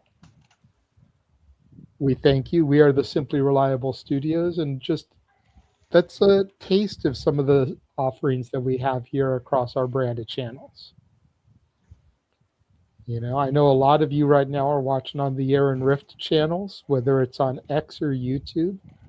Make sure you go through and you subscribe to all of us. You know, we'll hit you up with the links again at the end of the show, but subscribe to N Foster 1916 on YouTube. Subscribe to Rage of Wrestling on YouTube. Subscribe to Rangers of Wrestling on YouTube. Subscribe to Batty for Wrestling on YouTube. Subscribe to the Casa D18 Studios on YouTube. As some of the stuff that you saw in that trailer won't be featured on the Aaron Rift branded channels. So you want to make sure you're following and subscribe to us at our other pages so that you can get all the wrestling, as Noah Foster put it. With that being said, Walter messaged me a few different graphics. And it looks like he sent me another photo, god damn it. Like, the hell, man. And the shit's small as hell, too. Like, Damn, I can barely even see one of them, bro. Let's just leave it the 4 you sent me, okay? Probably 620 by 480. Forgot to Jesus. maximize it or render the resolution. These are things that you do, of course, in a photo editing thing or Microsoft Word if you don't have like Adobe Photoshop. But again, that's just IT talk. I love you, Walter. I'm not trying to bust your balls too much, but this is why Jeff and I are the guys that do the graphics. I'm just saying. Or me What- and my little trick. So we'll let Walter introduce the topic because he's the one that brought it to me, and then I'll start running through the graphics here. Go ahead, Walter. So I sent him 4 different graphics of people winning the first time that they won the main title of said company that they won it in. And I said, which one do you think is either the more momentous occasion in terms of the wrestling industry or just your personal most emotional one? And the 4 options he gave me were the boyhood dream coming true for Shawn Michaels, Mick Foley on Raw, Darby Allin, and then today, Sami Zayn. And then I'm not going to share the images that he just sent me because, like I said, they're so tiny and everything. But then he also threw in at the last minute Daniel Bryan at WrestleMania 30 and Kofi Kingston. So add those 2 to the mix as well. Like I said, I'm just not going to bring those images up. Yes, Jeff. What is the actual question? What do you personally feel was either the more impactful one towards the wrestling company or just your personal emotional one? You can go either or both. Sorry to put you off, but can I make a correction on the Bryan Danielson front? I know that's the not the first time he won the world heavyweight title. The first time, I know. Sorry, I can't hear, but that was a good moment too. By the way, and what No, it I went know. to. But yes, WrestleMania 30 is the bigger moment, obviously. So yeah, I get why you went there instead. America on Bourbon Street. Hey, SummerSlam 2013, Money in the Bank screw up or not, for me. But anyway, I digress. Go ahead. But we'll go to Noah. What the match was, I mean, I'm on Jeff with that one because that match proved John Cena could actually wrestle almost with Japanese strong style. Damn it. That match was I will so say this for that match. When I watched it, when Brian got cashed in when Brian cashed in, this is what I did. I got my pencil in my hand. I'm like, fuck this company. I was waiting to host an after party at the Hooters down the street. I had to get calmed down by some staff members. Not pretty. I went off. I said, F Randy Orton, F Triple H, F this company, F this pay-per-view, F everything. Ash, Look, I heart applause you. Look, I am a Randy Orton shooter. Have been since 2002. Even I said fuck Randy Orton in that minute. And then You were I there, let it come down, and then I said, okay, let's see how this plays out. Those were my exact words. I shit you not. I'm like, okay, calm down. We're on overtime with Noah, so let's let Noah go first to be able to get sorry. You're talking about Brian Danielson, so you also garnered a little bit more of my interest, considering I've been a fan of him since Ring of Honor, and he also faced Zack Sabre Jr., of course, once upon a time, so you know what? It's all good right now. You have my full attention. So good. Sorry. Agree. Go watch the one in Osaka. Again, agree. And Wrestle Dream. Watch Anyway. both. No, you watch both. You watch Wrestle Dream and Osaka. Do you know who you're talking to, young bat? Not you, the people watching. All right, fair enough. 115, Noah. Jesus. Ash, just Hello, Aaron Wish. I love her This is passion. what you're going to get out of me on Shenanigans. And I expect the same thing out of you when we call for Minute tomorrow night. But nonetheless, to the probably blinder of an audience that might actually realize there's more to wrestling than yes, folks, it's real. It's damn real. Anyway, Walter, your conversation. Personal emotional impact or industry impact. Let's see. The Boyhood dream has come true. I mean, again, there's a reason why Shawn Michaels is garnered one of my all-time favorite professional wrestlers / entertainers of all time in this business. Whenever people talk to me about wrestling, the First name I bring forward is the Heartbreak Kid, Shawn Michaels, Mr. WrestleMania Pyramid, still should win at 25, and I will die on that mountain. Double period. But yeah, Mick Foley, before I knew the whole thing about 83 rings, the war, it felt interesting. But did I think that it was something major overall?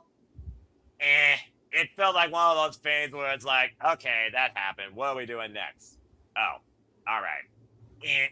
And then we look towards Daniel Bryan. Yeah, Jeff, forever, SummerSlam. But 30 was a cool thing. It told a story for the night, the start and the end, and freaking overkill. But it is what it is when you're trying to literally foretell somebody that was always rated as a B-plus player that could be the face of the business, basically Triple H being the new modern-day Vince McMahon at the time, and a crooked referee not named Earl Hebner, although he was always a bit controversial, with that crook Scott Armstrong, whole different conversation. But I enjoyed what 30 did with that to a degree, I'm not going to lie. And then I saw the aftermath. But that's a whole different conversation. Now, you go all the way forward to Kofi Mania. I say what I say. The biggest moment of the night was the inspiration, or excuse me, the Iconics, which I was the only one that called, by the way, so left the entire No DQ family and galaxy for thinking I was crazy. Haha. That they won the Women's Tag Team Championship, the only legitimate women's tag team in the wrestling business, and WWE at that time. Still to this day, more bigger to me than Kofi Mania, and they screwed both things up. They just screwed up the women even more. Then again, they've always done that. As far as, let's see, the other one, Darby Allin. Darby Allin is very interesting because I keep calling Darby Allin AEW's icon, much like Sting was WCW's icon. And here is Sting passing off the proverbial torch to Darby Allin, who's lived and died 6 or 7 times to live in the moment and literally lives life on the edge of a lightning bolt every day because he wants to see what he can do now versus what may not come later. I think Darby Allin, for especially me that's followed AEW since day -1, when it was a fever dream, thanks to All In, when I was looking for something different in the business that wasn't the Fed and Ring of Honor and New Japan had me on by a thread, but thank God so I can go to NXT at the time. I think Darby Allin was really cool and really special when he was also endorsed by not only the past, but the present and the future, as everyone gathered at that time. And then the run of his life, the ride of our lives, where he defended it against so many different opponents through violent, passionate, differently defined demeanors. It was really cool. And I think about, again, emotional impact versus the industry. I'm not one that looks at the profit, the money, the figures, or the ratings. I look at what happens right at that time and what follows. And what Darby Allin did, no one's ever done in professional wrestling business, damn it. So Darby Allin right now, just maybe recently biased, definitely sticks out for me. But Bryan Danielson winning at All In is probably a close second, considering how special that was in front of his family and his kids. And the American Dragon being a world champion one more time. Fuck yes, that's professional wrestling, damn it. So, emotional, biggest impact, it's going to be, as a kid, Shawn Michaels, because Shawn Michaels is my all-time favorite. In the modern day, it's Darby Allin or Bryan Danielson.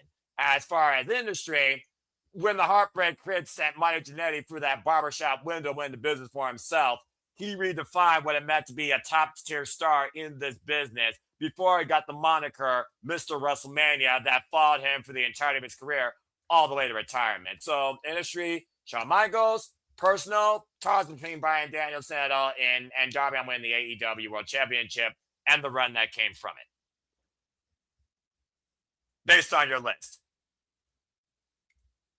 Now, let's see what they do with Sami Zayn, because, yeah, that's the biggest WTF since Jesse James beat Stone Valkyrie for the NXT Women's Championship. But the fact that he did in front of his culture, in where he could be as mean of a bastard here and as whiny as a ginger as he wants, but he's almost pretty much worshipped more than the freaking prince over there. I think that's a once-in-a-lifetime thing that Sami's going to never feel again. And I think that's going to be a lasting impact, not just for anyone that's been a fan of a generic calling it bygone life or Sami Zayn, but anyone that's been a fan of this business. That stands out on its own for the testament of time, in my opinion.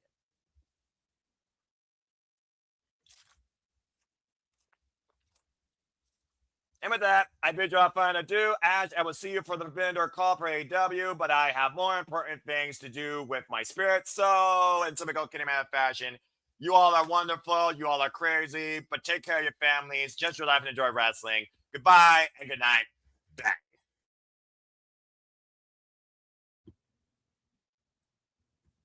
Sleep well, brother Foster. Sleep well. GJ, you are muted, by the way. I don't know if you're aware. And then there were 5. There we go.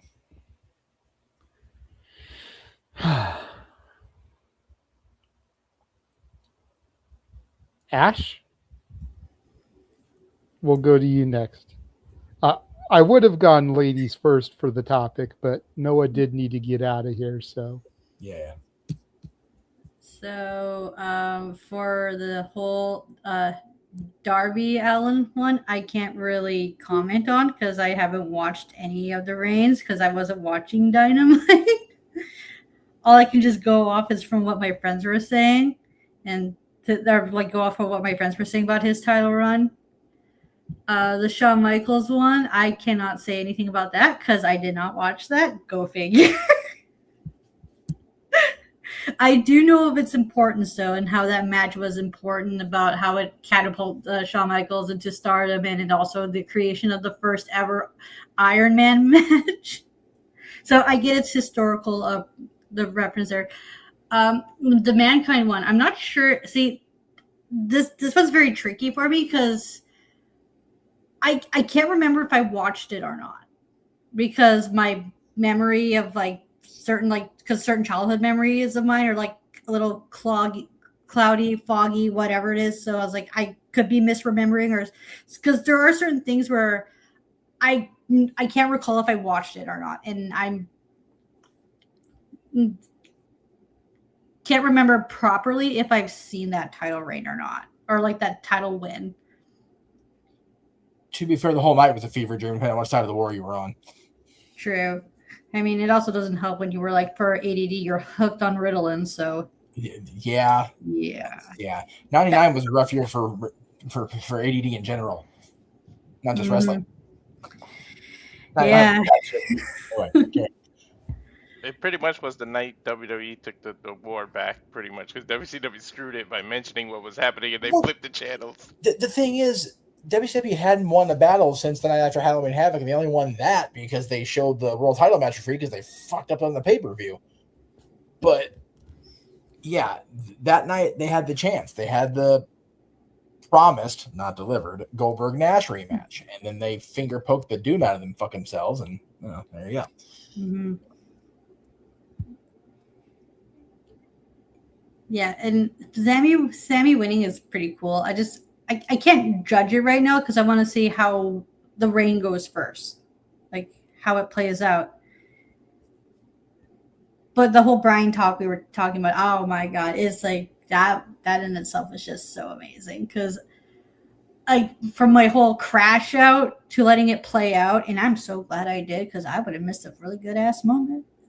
Like, I remember when Brian won at WrestleMania 30, I dropped to my knees and I screamed, yes, yes, yes, so loud that I almost woke up my dad because he was having a nap. The poor guy was so tired from working, he fell asleep watching WrestleMania with us. Like, let me tell you, this WrestleMania 30 in itself, oh my god, you want to talk about roller coasters of emotions? Damn, that show in itself was a roller coaster of emotions that I have not felt since who knows when. Also, I just want to throw out there too, because of course I'm going to. Oh my god, can we talk about Kenny Omega winning the IWGP Heavyweight title? Like, oh my god, that was a big moment for myself because I stayed up until 8 in the morning watching that, and I'm watching the match, and I'm trying so hard not to be so loud because I had my own apartment at the time with my brother. My mom spent the night. She was sleeping on the couch, and I was trying so hard not to wake up, like be so loud that I accidentally wake her up because she had no idea what the fuck New Japan was at the time. And I did not want to have to explain that to her. So yeah, that was fun, especially because that was my introduction. Because that's when I was first getting into New Japan Pro Wrestling. Because it felt good because I felt like I was represented. It's like, here's this dude, this freaking dorky, nerdy ass fucking dude from my city, making something out of himself, going through some similar stuff that I was going through with like friendship drama and trying to figure himself. Hell, I'm still figuring myself out. So it's just it felt really good seeing like someone from my city go out there and make something of themselves.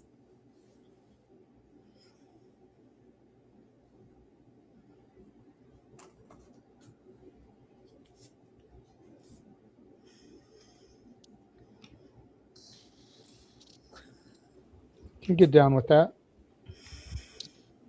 I have to keep remembering I'm muted because I'm working on something on the other tab while everyone is talking. So You're good. Go ahead, Charles. Well, I will say one. I did not see that Michaels winning the title moment until like a rant after like a hype package feature that in like 2004 or 5. Because I wasn't, a lie, to be honest. Then, but I knew the importance of that.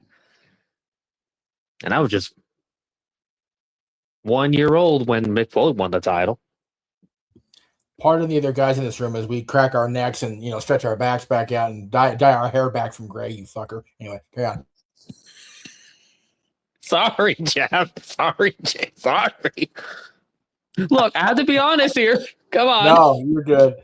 No, to be honest, Walter, I never forget how young everybody else in the room is, or in the chat room. I suck. Ugh. You're good, man. You're good. So at least the one I will say, I did enjoy Brian win the title at 30 because I needed that was needed a feel good moment after, because that night at 30 was awesome. Even though I was the only person at my watch party I was in, picked Brock Lesnar to beat The Undertaker. And I wish I didn't in hindsight because that did not go as planned. I was not thinking straight that night. But outside of that, and then obviously Darby won the title. And then Sammy tonight, or yesterday, in my case.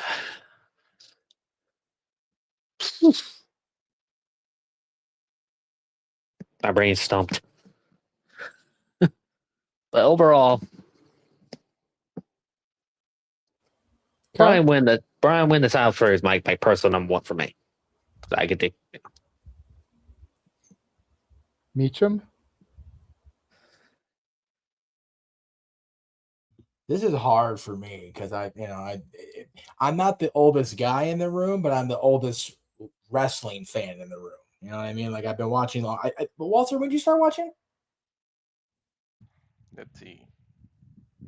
Like 4 years old, so like 86. Oh, okay. So you've been watching longer than me. I take that back. Yeah. Okay. 85. Okay. Okay. So impact on the business wise, I have to go with Mick Foley. Like, and it's horrible the reason it impacted on the business so much because it was WWE's opportunity and they just spoke their downfall into existence. So it kind of was what it was. Personally, emotionally impactful, like all of them except Shawn. And it wasn't that I wasn't a Shawn Michaels fan. I just, in 1996, I was WCW guy. Even before the NWO started, I was more of a WCW fan than a WWF fan at that point. But Mick winning it was super cool.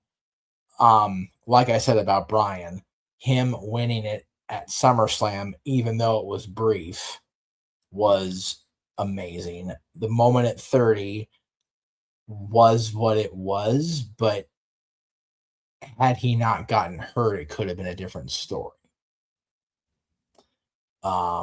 and then him winning it all in with the Final Countdown song, with Brie and the kids at ringside, just fucking wrecks me every single time now. I can't watch it without because that's my friend and she's my friend and it's a thing.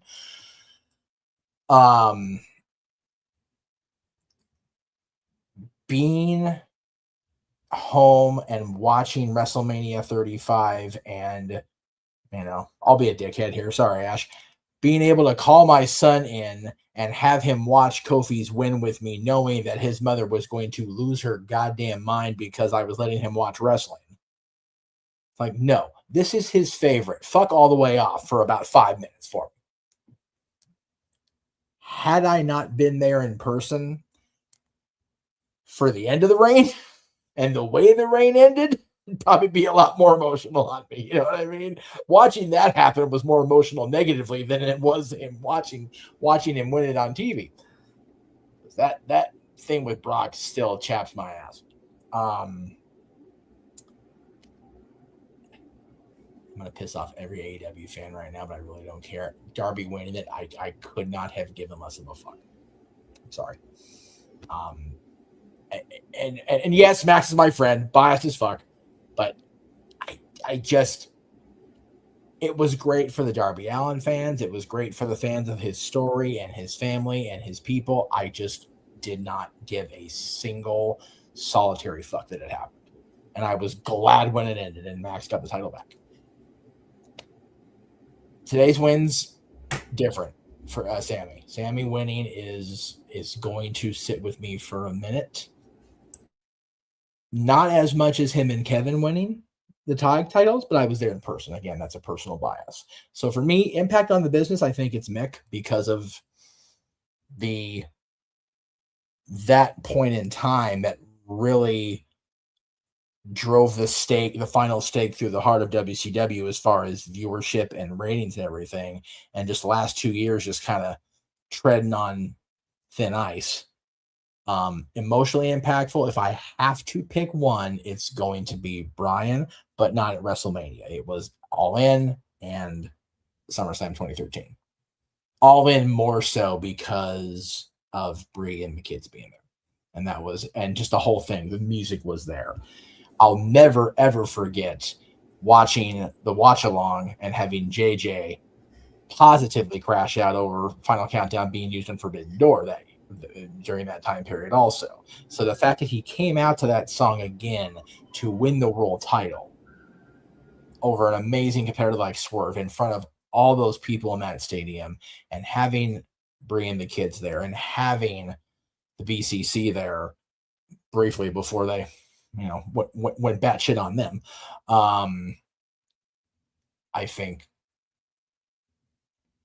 because none of us ever thought Bryan would get there again. Fuck, I'm getting emotional again now. Jesus Christ.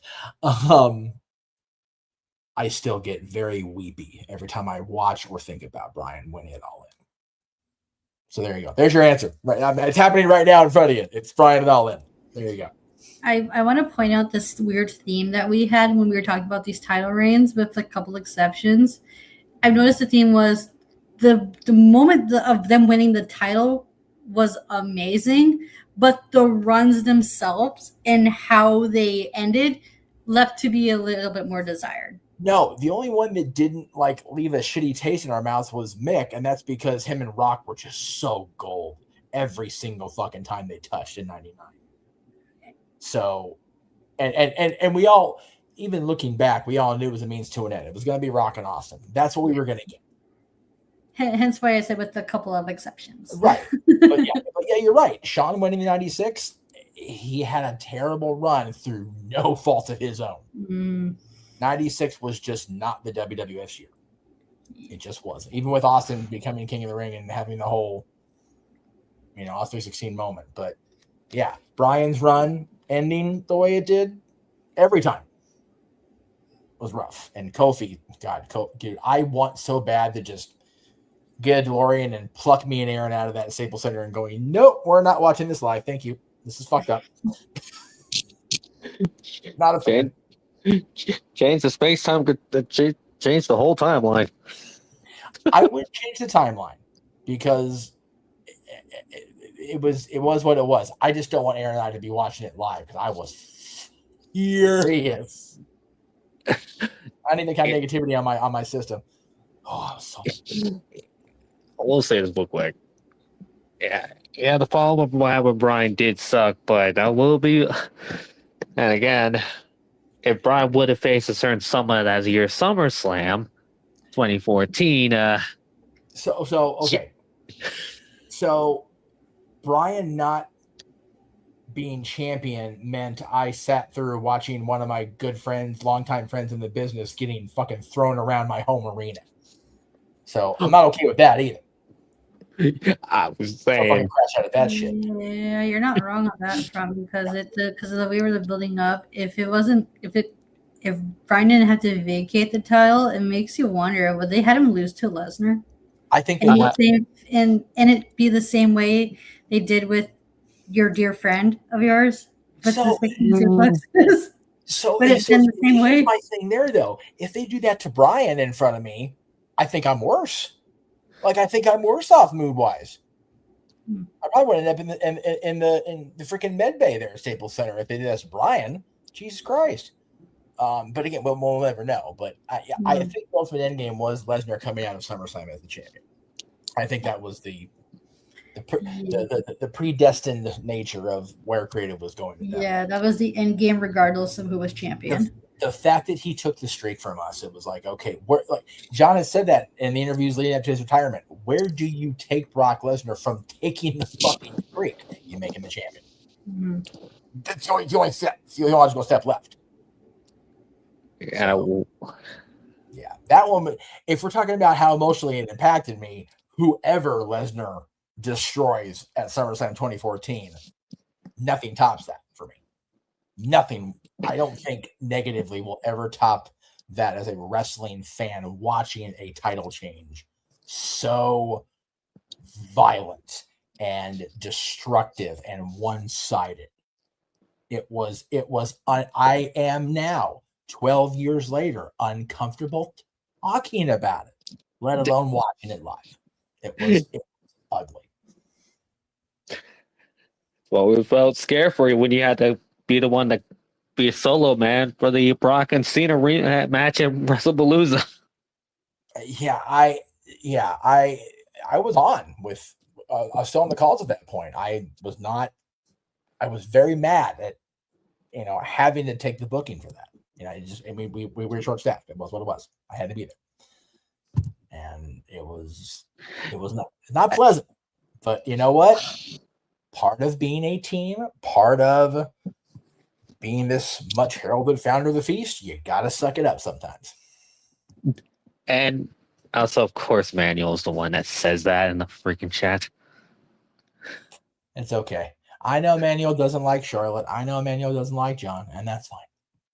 Say it's the greatest pay-per-view ever when Cena got it's just as fine as the Oilers finally getting knocked out of the first round of the playoffs this year. That's okay too. Mm-hmm. Did too. I understand that. I don't give a fuck. I'm being my grandma will agree with you because my grandma goes on rants about how Connor McDavid is like one of the most overrated hockey players ever. So okay, I know we're trying to stay on topic that Walter presented. Connor's fucking amazing. He's an amazing hockey player. He just has the wrong colors on. Yeah. I have no room in this conversation. If him and Draisaitl are wearing any other jerseys, I got nothing bad to say about those boys. Not a damn. They're just in fucking Edmonton. So fair play. Fair play. Anyway, I'm sorry, Walter. I didn't mean to hijack your thread with Stanley Cup playoff talk. I apologize.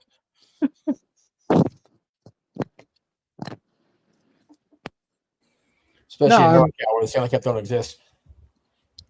Damn. I was going to say, Walter needs to hire Danhausen and give him some human money so that the Sharks can win something.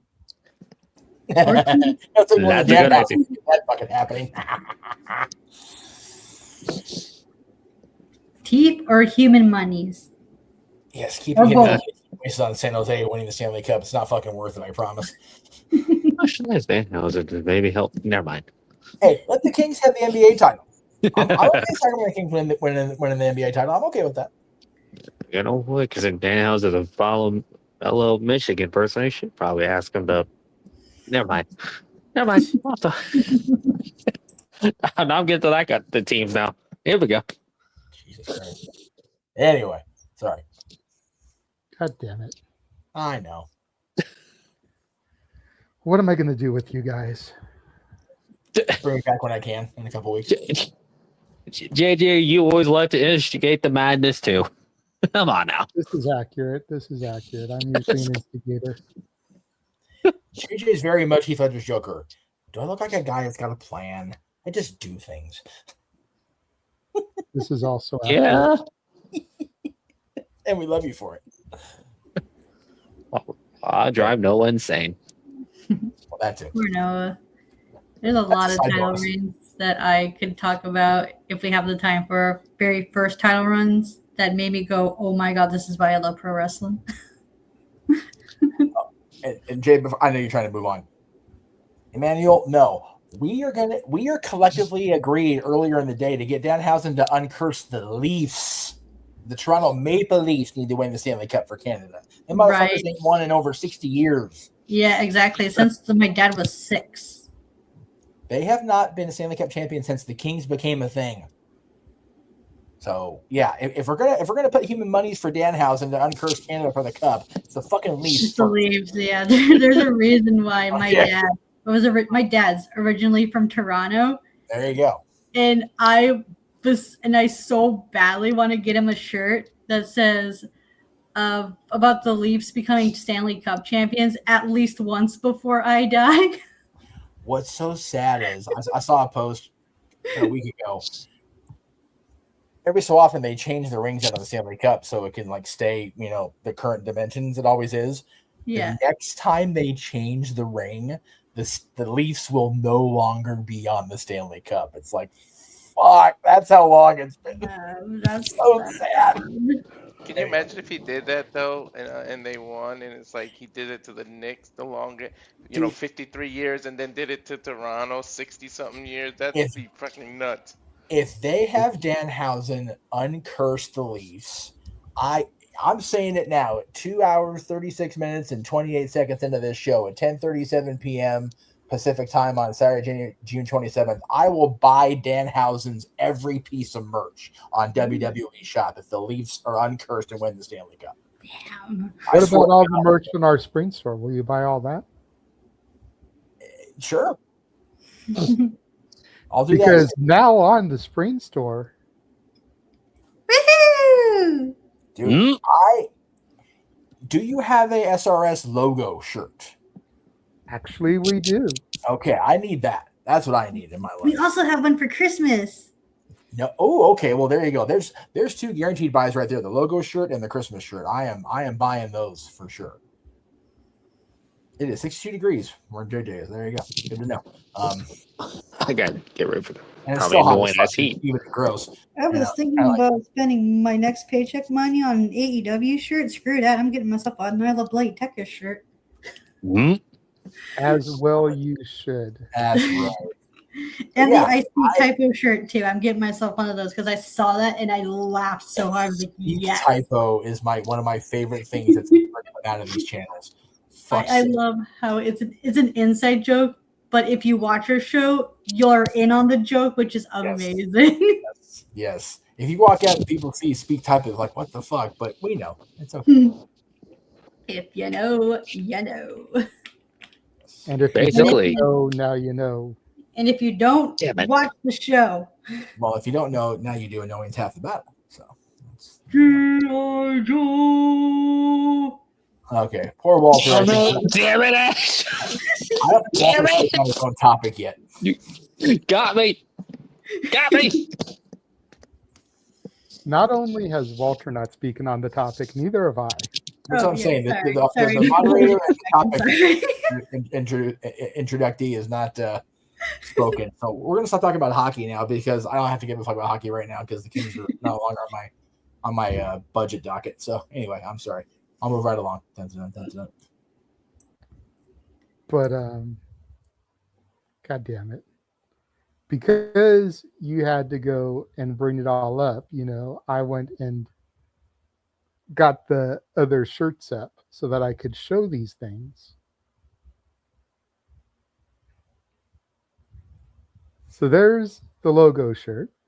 Oh, I like that. I like Then that one. there's a Halloween design. Ooh, I like that one more. Then there's the Christmas design. I remember that logo. Yeah. Then there's the Shenanigans shirt. There's the Emmanuel card shirt. God damn it. That's tremendous. And the I Speak Typo shirt, which is That's the for only fucking- one that is sold so far. Okay. Oh god. My only And The only there's thing- now the I Heart Bloody Techers shirt. I love that. And there's a We Want Mina shirt. Oh, there you go. Yeah, the only thing with the two green shirts is I can't wear them if I'm at the home studio because the green screen would just Yeah. rip Well, that shit there's, as with spring, you can choose which color shirt you want. Oh, okay, I have good. a couple of different options up there. Okay, good. And for the 124 of you watching, if you liked any of those, the link is in the description of the YouTube video. Yes. Go to the store, buy some shirts. Because we need human monies. That's right. We need human monies to uncurse everything that we want to uncurse now. So, in regards to Walter's topic,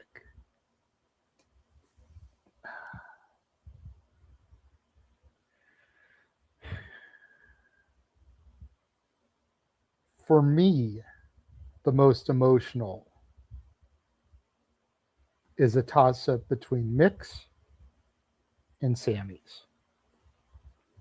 As far as the ones that were named off and given as options. And people are going to be like, oh, well, it's recency bias with Sammy. It's recency bias. No, I saw this motherfucker in a mask 21 years ago. I got to know the guy behind the mask before y'all knew what the fuck he looked like without one.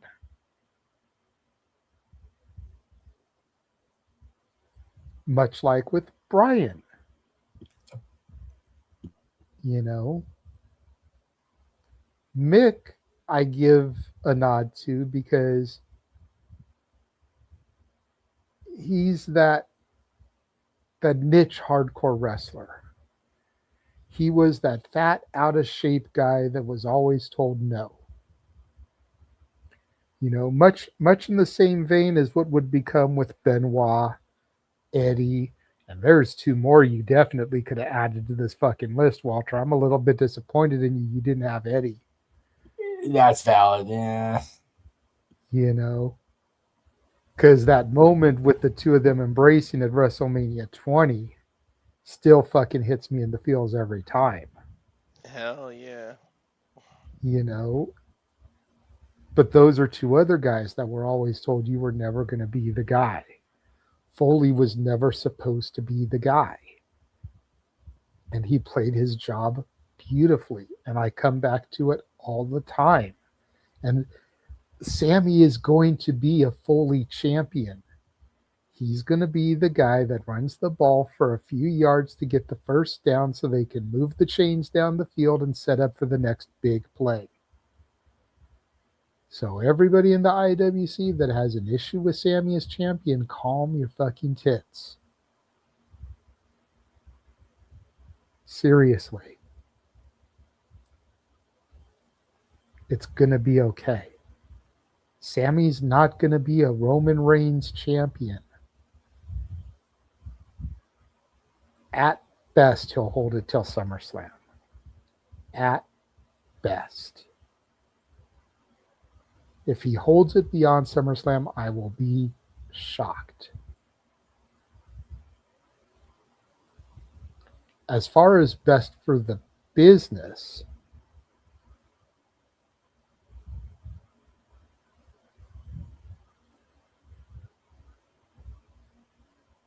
I got to give it to Mick. Because Mick is what broke the 83-week streak.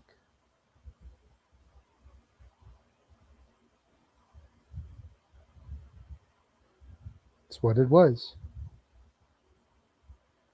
Mick was that game changer, to take a phrase from one of my favorite indie promotions. And maybe the streak had been ended beforehand, but regardless, it was that really kind of was the final nail in the WCW coffin, like was said. So that's my take on it. Walter, it was your topic. Bring it home. All right. Now I witnessed all of them, not in person obviously, but I'm old enough to have witnessed all of them, been a fan long enough. So in terms of impactful for the business, I'm going with Shawn. Even though Bret Hart had the title before him, obviously that's who he beat. I feel like after Shawn won it, Vince looked at things through a different lens and say, okay, maybe you don't have to be 6'6", 6'7", 303 pounds, Jack, to be the head of my company. And I feel like the Benoits, the Eddie Guerreros, and all this, without Shawn getting the ball at that time he did, never would have been trusted to run the company, because that looking too small thing was really a precedent of in the history of wrestling. People wanted it was the carnival ad. People wanted to see these larger than life 6'7", 6'8" Jack guys, your Psycho Sids, 7 feet tall, and they didn't really want to trust the smaller guys that can go. And I feel like that whole new generation era wouldn't have happened without Shawn doing this. However, we know what happened in 95, 96, 97. Before Attitude in 97, it wasn't the best in wrestling. So, but the only thing that hurts Mick was the whole fact that it was pre-taped. Even though, yeah, the whole Tony Schiavone made the biggest mistake of his life and saying, don't flip the channel because Mick Foley's going to win the title. That'll put some butts in the seats. And then everybody said, click, and change the channel. But, yeah. But in terms of emotional, with the story and everything, my kids aren't into wrestling. But damn if they didn't sit next to me and watch Kofi Kingston win that damn title.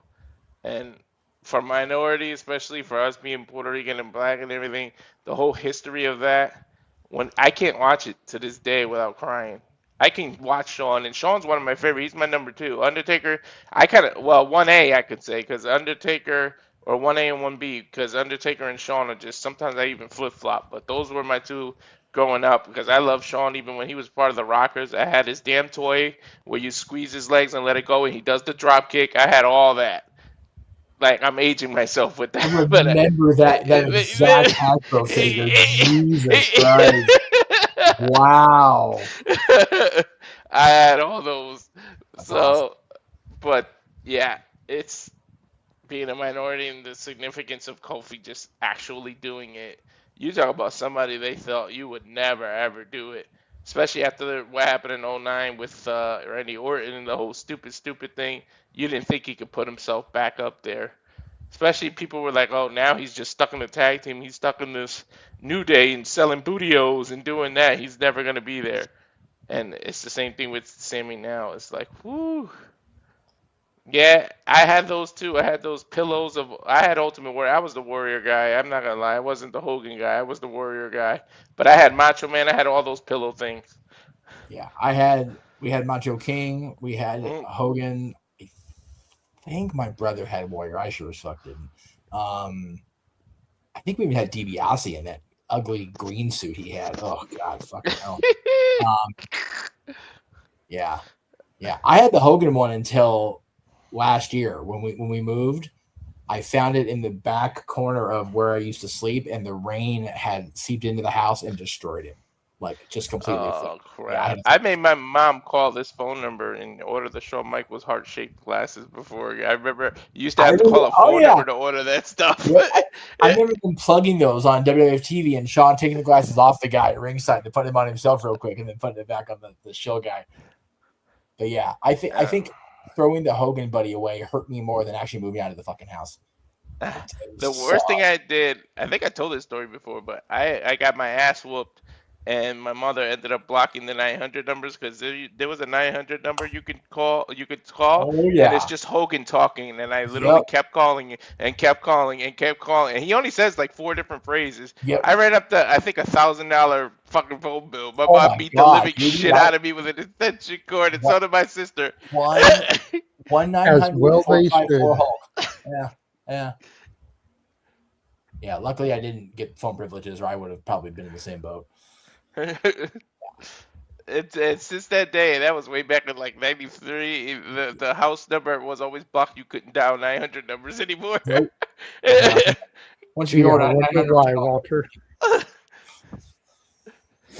Yeah, I really aged myself. There was a phone number back in the day. I wish I could remember. You can call, and it would spoil like things that were gonna happen. Like I remember, if you called, it said that the clock was Jericho when it was running out. There was a actual phone number you can call, and it would spoil like 2 or 3 things. Yeah, it was like it wasn't the WWF hotline. Yeah. It was somebody hotline. Call now. Yeah. Although, It was just like it was just like a recording, and it would spoil a few things, and the shit was actually correct. Yes. So I don't know. Yes. Damn, the things we would do. There also was a phone number where you spell out the word weather, and it would tell you the weather. You see what we grew up with? This is how we entertain ourselves, kids. If you're watching at home, this is how we entertain ourselves back in the 80s and 90s. We were dumb fucks, but we had fun, right? I wish, I don't know what happened to it, but I had like I don't know like where it went, but I had one of those like Ultimate Warrior action figure where if you press down on its legs, it would make it look like as if he's shaking the ropes. Yes, I remember those. Jeez, I never bought one. Like I said, I wasn't a Warrior guy. I remember that. We know, Jeff. I also had a King Kong Bundy action figure, but it had its like right hand chopped off. So Oh. Yeah.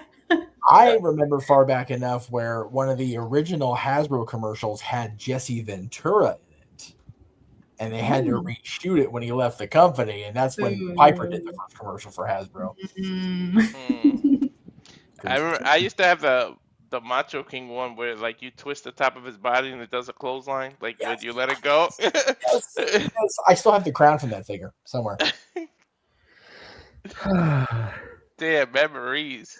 This old man is past his bedtime. Y'all talking this shit. We used to go to Kmart and Caldors and fucking buy all this. I really just aged myself. Damn. Wow. Yeah. We've had those like here in Canada too. Kmart I know, but the other one I don't know. So that might have been a Connecticut thing. Yeah, Caldors. Yeah, Caldors it might have been I've heard an East of, good. but Yeah, and Bradley's and stuff. Yeah, But it's definitely a back east thing, 100%. You, if you're a Canadian and you want to age yourself, just talk about the store Zellers. All righty. Well, good little side conversation, Walter. Yeah. We do have one more topic that Jeff wanted to bring up, and we will get into that after one more commercial break. All the chills. Yes. Hey. Just took a moment to shill all those t-shirts, okay? That's right. We did. And now we're going to show the watch-alongs. And now for a taste of things to come.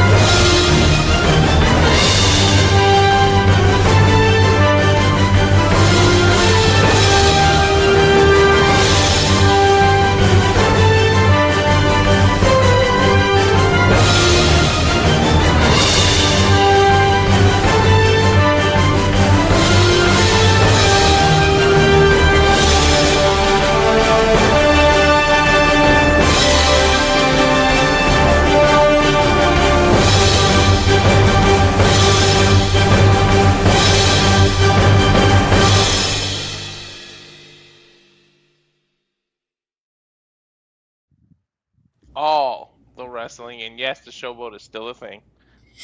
Fucking wild to me. Like I remember my dad going to the showboat back in the day when he went on vacation. Holy shit.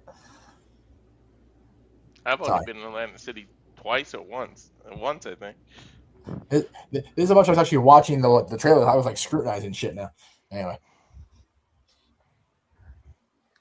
Yep, the showboat is basically the GCW home. Like that's their awesome. ECW arena. Okay. Wow. God. Yeah, the showboat's been there forever. Anyway. That's where TOS, COS were. That's where Homecoming's going to be. That's their primary East Coast home. And then they do Homecoming LA because LA's become kind of like their second home. Like I think it was Tracy Lawrence song, now that my second home's become my first. Right. Yeah, that's fair. Because they come out here like 5 times a year now. They were here in February. Yep. They were here in April. They're here tonight.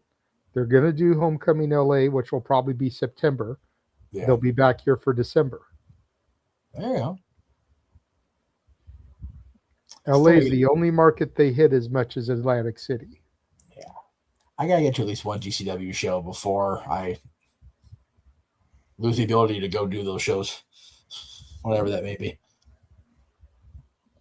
As long as finances aren't in the crapper, I plan on doing Homecoming. Okay. That was my debut at GCW last year. That was Frankie and Jordan Oliver. I intend to run it back this year. And that's if Frankie survives tonight. Goddamn. Well, I mean, it's not to say Frankie's going to be on that show, but I mean, if they're going to bring out a SoCal legend for that show, I wouldn't mind seeing some Angels wings. You know, I wouldn't mind seeing a Samoan submission machine. You need either one of those guys out of those AEW offices. I will show the money for it. Hell yeah, dude. So anyway. So Jeff wanted to talk about one other thing, and we kind of touched about it a little bit yesterday on Simply Predicting. Yes. And especially since it hasn't hit midnight here yet on the West Coast. It is still technically, for us anyway, 15 years ago today. Yes. Go ahead, Jeff. 15 years ago, as JJ and I think we were sitting by ourselves at that point because Mikey and Ray had gone back to the hotel, yeah? It sounds right to me in my head. No, Ray was there. Mikey wasn't. Mikey was at the hotel. Okay. So Statboy decided to go back to the hotel, much to his own chagrin, once he realized what the fuck was going on at the Thomas and Mack Arena in Vegas.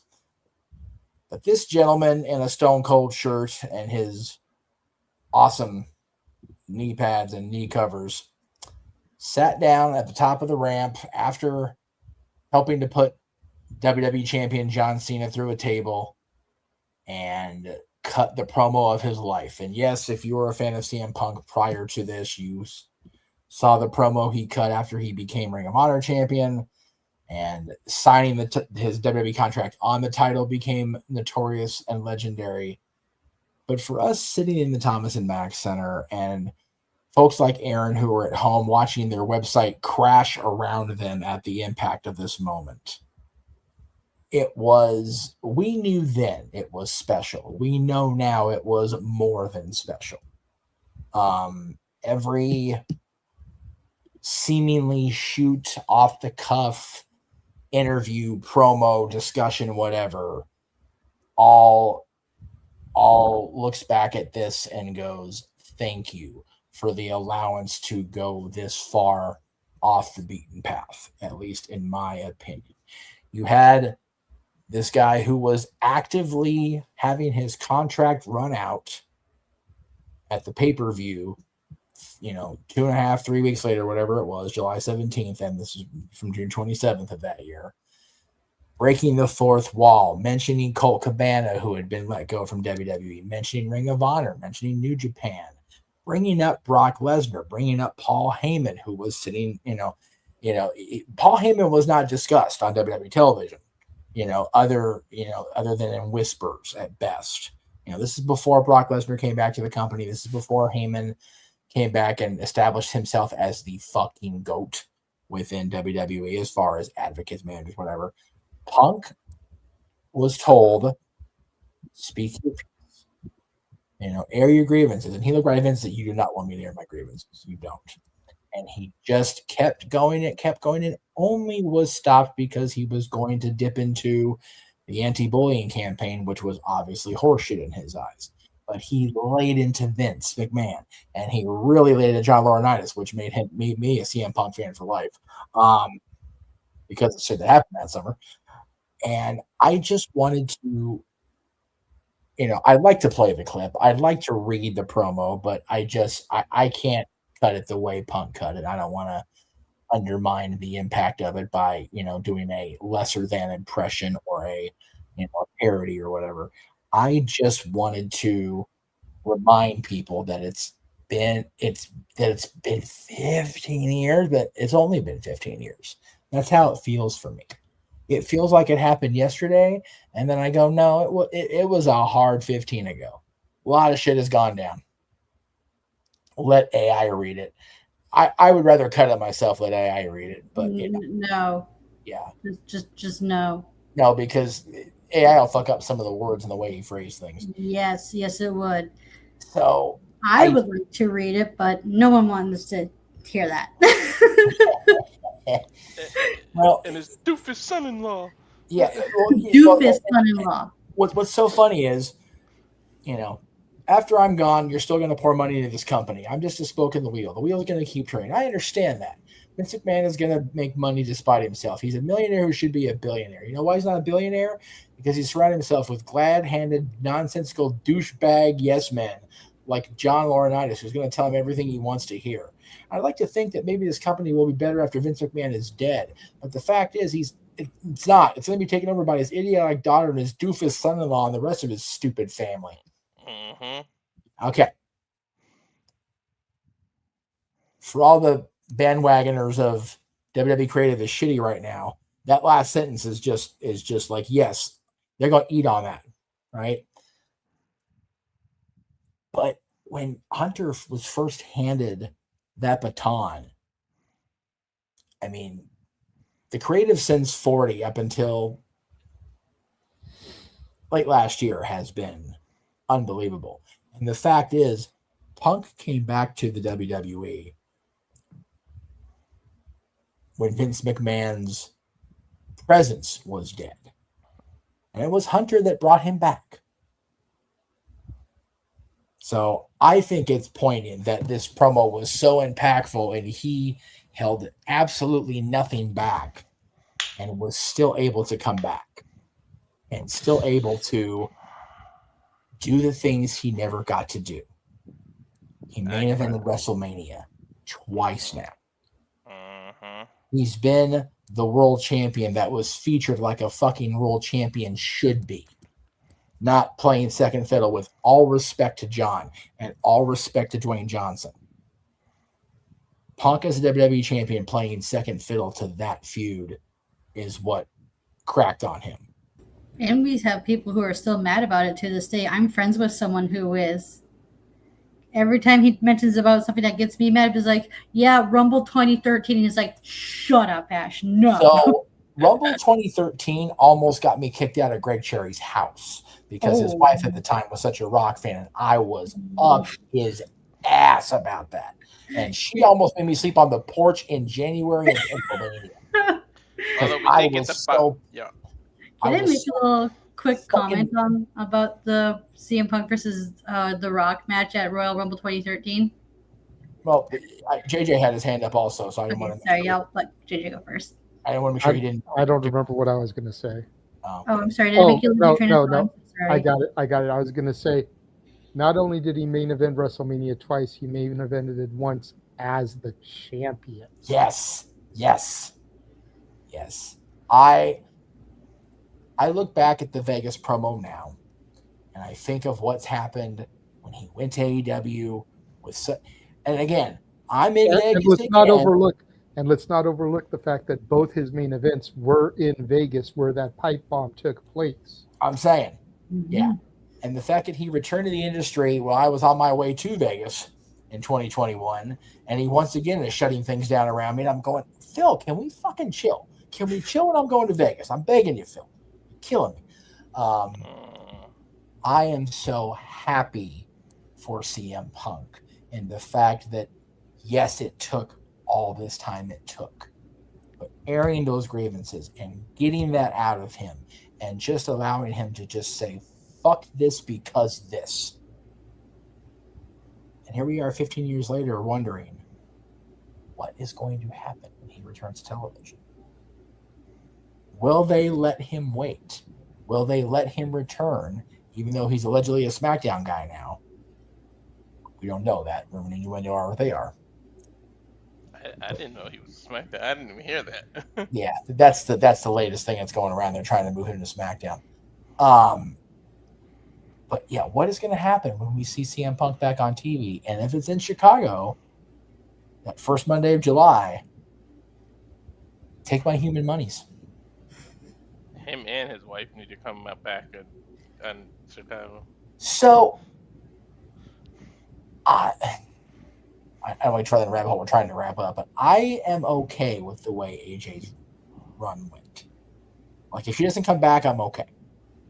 I miss her. Love to see her work a couple more, but they told her comeback story perfectly. She came in, she disrupted the shit out of everything, much like her hubby.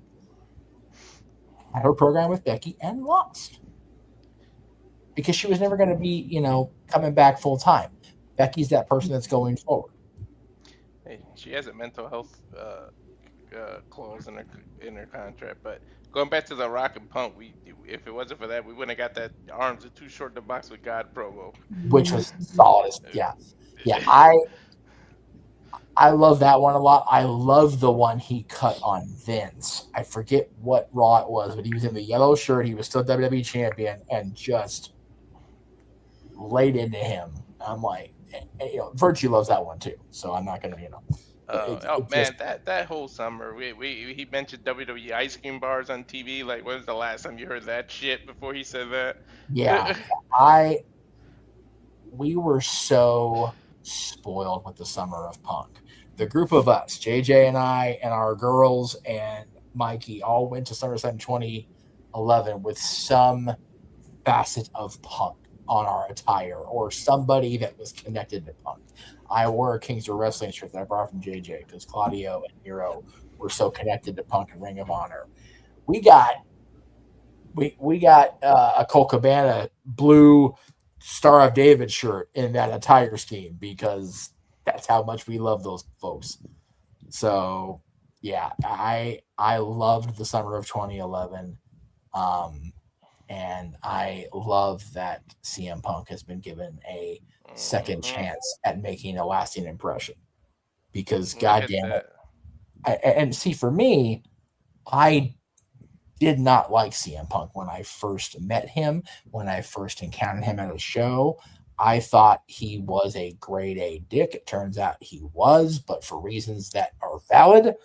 And then you have all these years later when he's still out of the business, for no reason other than he's a fellow hockey fan. He encounters my dad at the All-Star Weekend thing in 2017 out here in LA. And my dad asked him to sign my dad's business card from work, and Punk recognized the last name and asked if Frank knew me. And he did, and they spoke it out. And the fact that Phil didn't hold what I had said about him in the summer of 2011 against me was very gratifying. I'm not going to lie. Because JJ was in the apartment with me when the event in Chicago was going down. And I was not a kind person to anybody in that circle. I'll tell you what. I was always a Punk fan, but he caught the shit. Johnny Ace definitely caught all the shit he deserved. Fuck him. Yeah. And double fuck him now. But Ash, what were you going to say before you forget? I'm sorry, Ash. Yeah, go ahead. Oh no, it's okay. It was just like a little story I had. It's just like how during when growing up as a wrestling fan, The Rock was one of my favorite wrestlers. Yeah. And then getting back into pro wrestling when I did in the summer of 2007, CM Punk was my guy. So seeing those two wrestle like in a program was amazing. Damn it, stupid dumbass sirens. Okay, anyway. I love the peg. So yeah, it's going into Royal Rumble. I was happy those who were like feuding with each other because the promo battles alone, because those are the reasons why I like The Rock. When I was a kid, I didn't like The Rock because of his in-ring ability. I just loved him because he was such a good shit talker. Yeah, dude. My cousins and I would quote The Rock all the time. We'd be like, "It doesn't matter what you think." He would call each other jabronis and tell everyone to take that whatever they have, stick it sideways up their ass and shit like that. As like little freaking 8-year-old kids. I remember getting in trouble in high school because I made the teacher repeat what he just said. And I said, "How did you solve for X?" And as soon as he talked, I said, "It doesn't matter how you solve for X." And I made the whole class crack up. And boom, in school suspension. Okay. I was such a Rock guy back in the day, and still am. I never wavered from Dwayne. I never wavered from Phil, much to Meacham's chagrin. Yeah. I'm okay now. When it was Punk Cena, I was Team Punk. When it was Rock Cena, I was Team Rock. Yep. Always rubbing it in his face. Always. Yeah. Especially since both of my guys were coming up on the winning end of Cena. Yeah. Much to Emmanuel's joy. Yes. But I was such a Rock guy that in college, when we founded the club LBCC 316, which was not a Bible club like some people thought,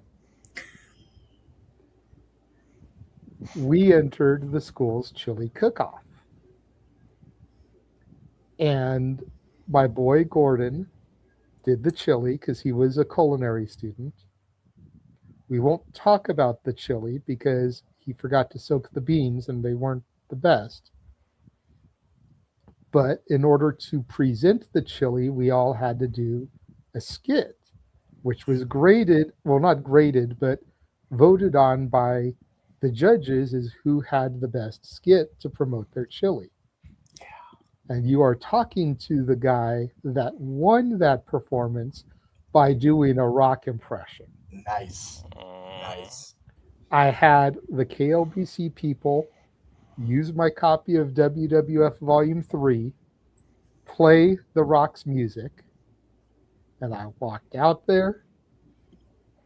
It definitely wasn't no $500 silk shirt. It was a $10, thing, but it kind of had the Rock vibe to it.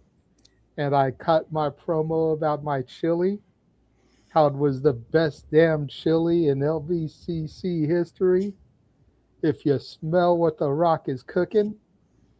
And I took home the award for best tremendous presentation. You smelt what it was cooking and it was chili. Hey. You know what?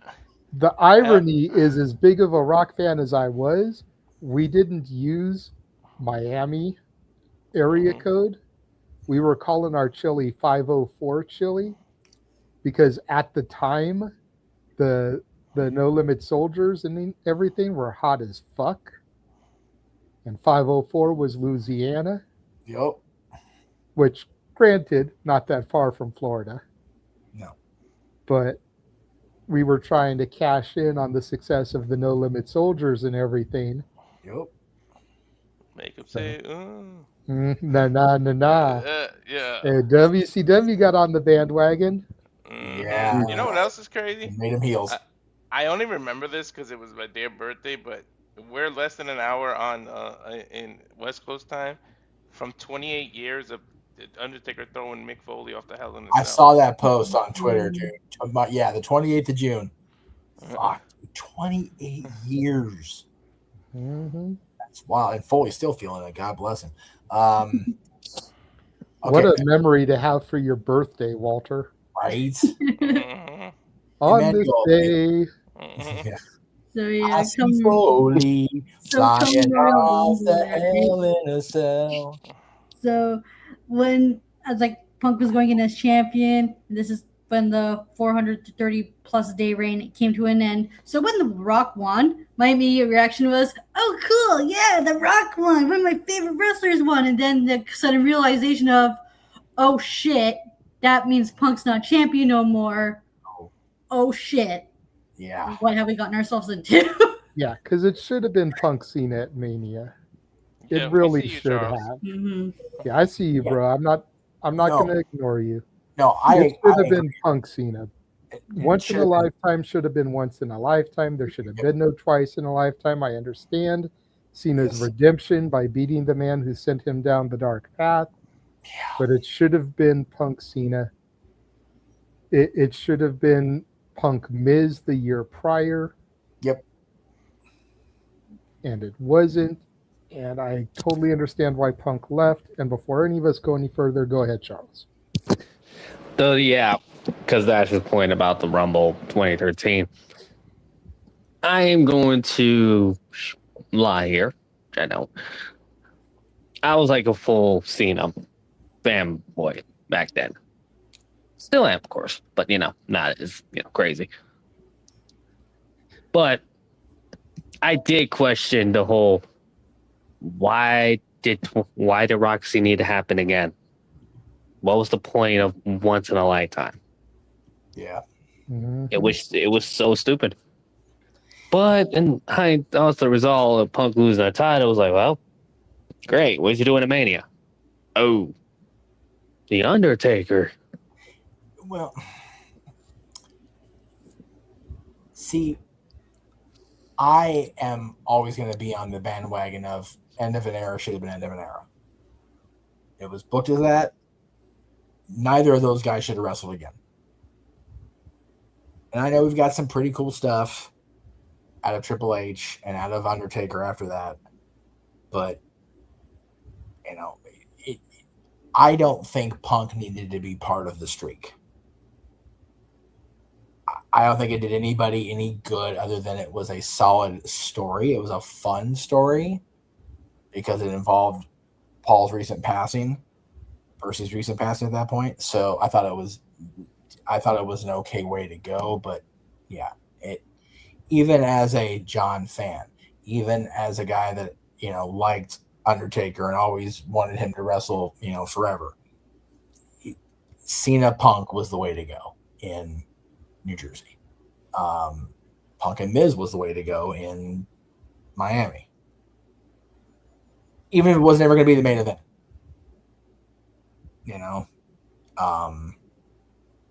I'm sorry, 2011, not 2012. So, and for me, there's so many things, butterfly effect. You pull one thread, 20 more disintegrate around you. So we wouldn't have got things we've got. Mm-hmm. But I just wanted to bring it up today with the promo because it's the anniversary and it's wasn't able to comment a whole lot in the moment because we went to the hotel and I got so fucking plastered. I remember when I sit on that show that night. Drunk Jeff was at that machine and then up in the room cutting promos afterwards. So it's still up on the Casa channel. I know. Anybody wants to find it, you know what? I may go and look for it and just post it in the Shenanigans chat so that everyone can check it out. Nice. I don't watch myself back on purpose, especially when I've gotten fucked up as I got fucked up that night. So y'all have fun watching this shit. Drunk Jeff is an experience. Yes, it is. Yes, it is.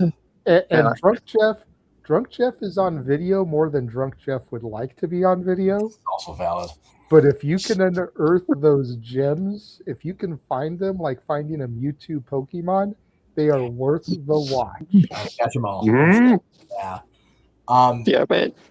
There's the JJ No DQ debut from SummerSlam 2010. 2010. It's not up anymore, unfortunately, but I've seen it float around. Yeah, you just have to look hard because you got to dig in the dark web. Yeah, definitely the dark web for that one. But it's out there. The way back. Drunk Jeff had to get carried through that by somebody who, for a while, wasn't mentioned on No DQ. I don't know the status anymore, so I'm not going to say his name.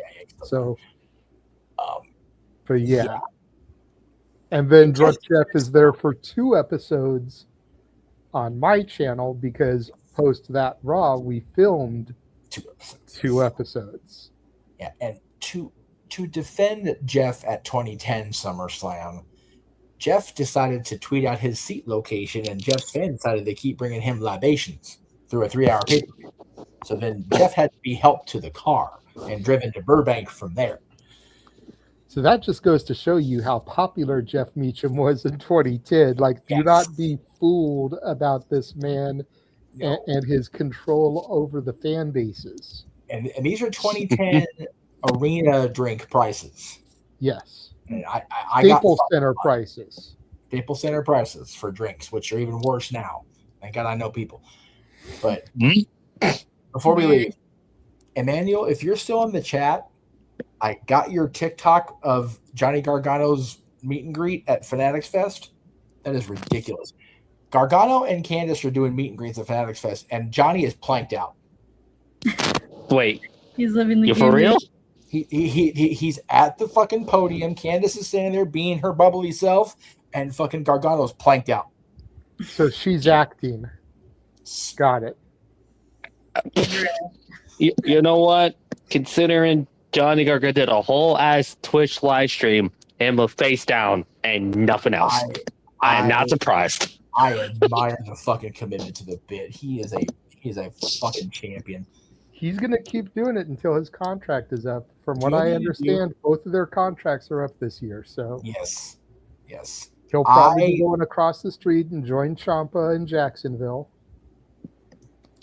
Let Candice go there, please. Get her off my WWE television. Well, now I want her and Monet in a match just to watch you fucking combust. That sounds like here for Mercedes. Damn. So hang on. I want everyone to hear this.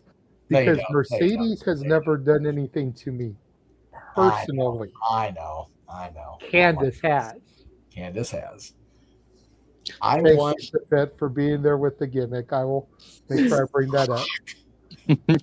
I want so bad to have one of Gargano's last things in WWE to come out of the plank coma and challenge Sammy, because Sammy's been just fucking talking at him for weeks. Like, Gargano's like, no, fuck this. I earned this title shot listening to your shit for 2 months. Just say it. I have to say this. What if Danhausen curses Gargano and that's what gets him to come out of his coma? Yes, please. Something like so stupid like that. Damn it, JJ, you were in my brain. I was gonna say that. Oh, damn it. Just something like that. Because You were in my brain. Yeah, if Johnny and Candice are going to let their contracts run out and they're going to leave and go reunite with Tommaso in Jacksonville, then he needs to go out with something just like that off the fucking wall. Like, I don't need her to be a champion again. She got the speed title. She got her little runs here and there, and that's fine.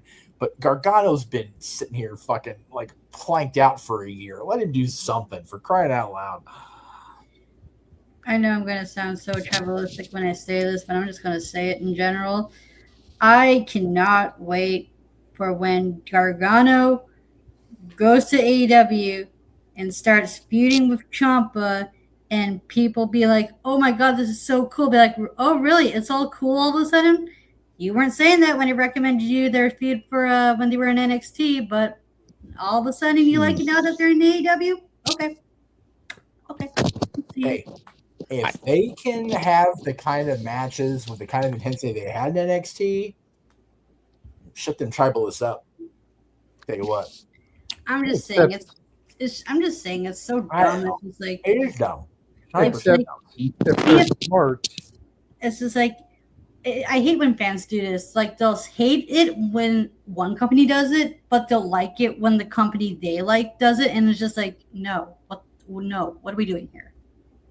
No, 100%. But if they're smart, they won't have them feud right away. They'll reunite them as DIY and let DIY feud with all the tag teams. And then a couple years down the road, they can break them up. Yeah. You know, for me, I like to see Johnny go to AEW and Candice go to TNA and reunite with Indy, personally. I know you're not a fan of Candice, and I totally understand and acknowledge your justification of it. But there's I still can see it just because TNA needs knockouts and knockout tag I was about to teams. say that, yeah. Yep, they do. But that's. I'm only going to say no because I think they would want to stay together. I don't think Johnny and Candice would want to be separated. That's probably accurate, especially at this point in their careers. They've got the kiddo now. They're a traveling couple, so it makes sense to not separate them. But I just don't know if, and again, trying very hard to talk around your personal bias about Candice, I don't know if the AEW roster has enough room compared to the TNA Knockouts roster. Like AEW, so many talented women. TNA is lacking big time. That's fair. That's definitely fair. I will not argue you on that point. Personal bias be damned. I will not argue you on that.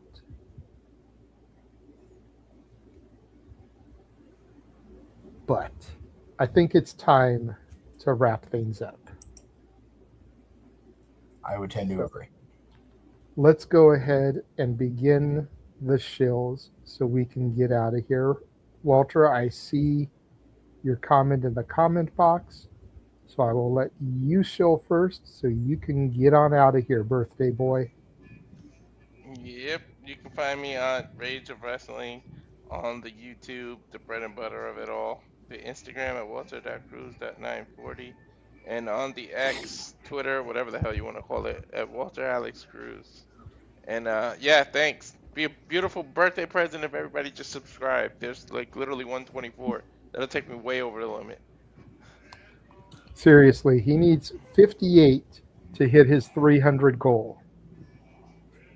Let's make this happen, people. Yes, and even though it hasn't hit midnight here on the West Coast just yet, happy birthday, Walter. Thanks, everyone. I know you said that the GCW from tonight is in question tomorrow because you may have surprise shenanigans for your birthday, but you think you'd be home in time for the 5 o'clock show? Because Nick said he's available for that one. I'll let you know before then, because I have no idea what's going to go on. Fair enough. Keep me posted. All right. All right. Good night, Walter. All right. Good night. And there were foe. Yes. Then there were foe. Charles, go ahead and promote yourself. You can follow me on X on Crandall, and you better believe it chase you, or be cursed. Hey, Noah's not here. Everybody in this room, I think, believes in Chase University. That's right. Agree. I'm sorry about those that don't. That's watching. If you don't, and if you haven't watched yet, go watch the Andre Chance 2-part interview with Duke Hansen. Better. Great stuff. The first part, about 45 minutes, is basically the whole beginnings of Andre's career. And the second video, which is about an hour and a half long, is all about Chase U. That's right.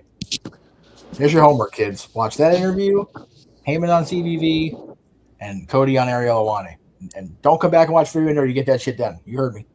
Hey, don't forget about our interviews, damn it. We'll get to those momentarily, but don't forget about our interviews, man. You're going to show those, and you'll do a masterful job. I try, but Ash, why don't you go ahead and tell everybody where you can be found? God damn it. You can find me on X, the app formerly known as Twitter, at ShadowBadAsh, and subscribe to my YouTube channel at Baddie for Wrestling. Don't be a dickhead. That's right. And now you can buy Baddie for Wrestling merchandise, with the I Heart Bloody Techers shirt that is now available on the Spring Store. Description below. All right. That brings us to Meacham. Well, you can also find Ash seated tomorrow for Saber and Omega because, damn it, we are going to be seated for that match. _ Jeff Meacham on Instagram, on Threads, and on Twix. If you must contact me on Facebook, it's at Jeff Meacham. Just ask me first. Brian, you keep that separate still, but it doesn't seem to happen very well. But yeah, I am all about whenever I can pop in and say hello, I'll be here. And that was the case today.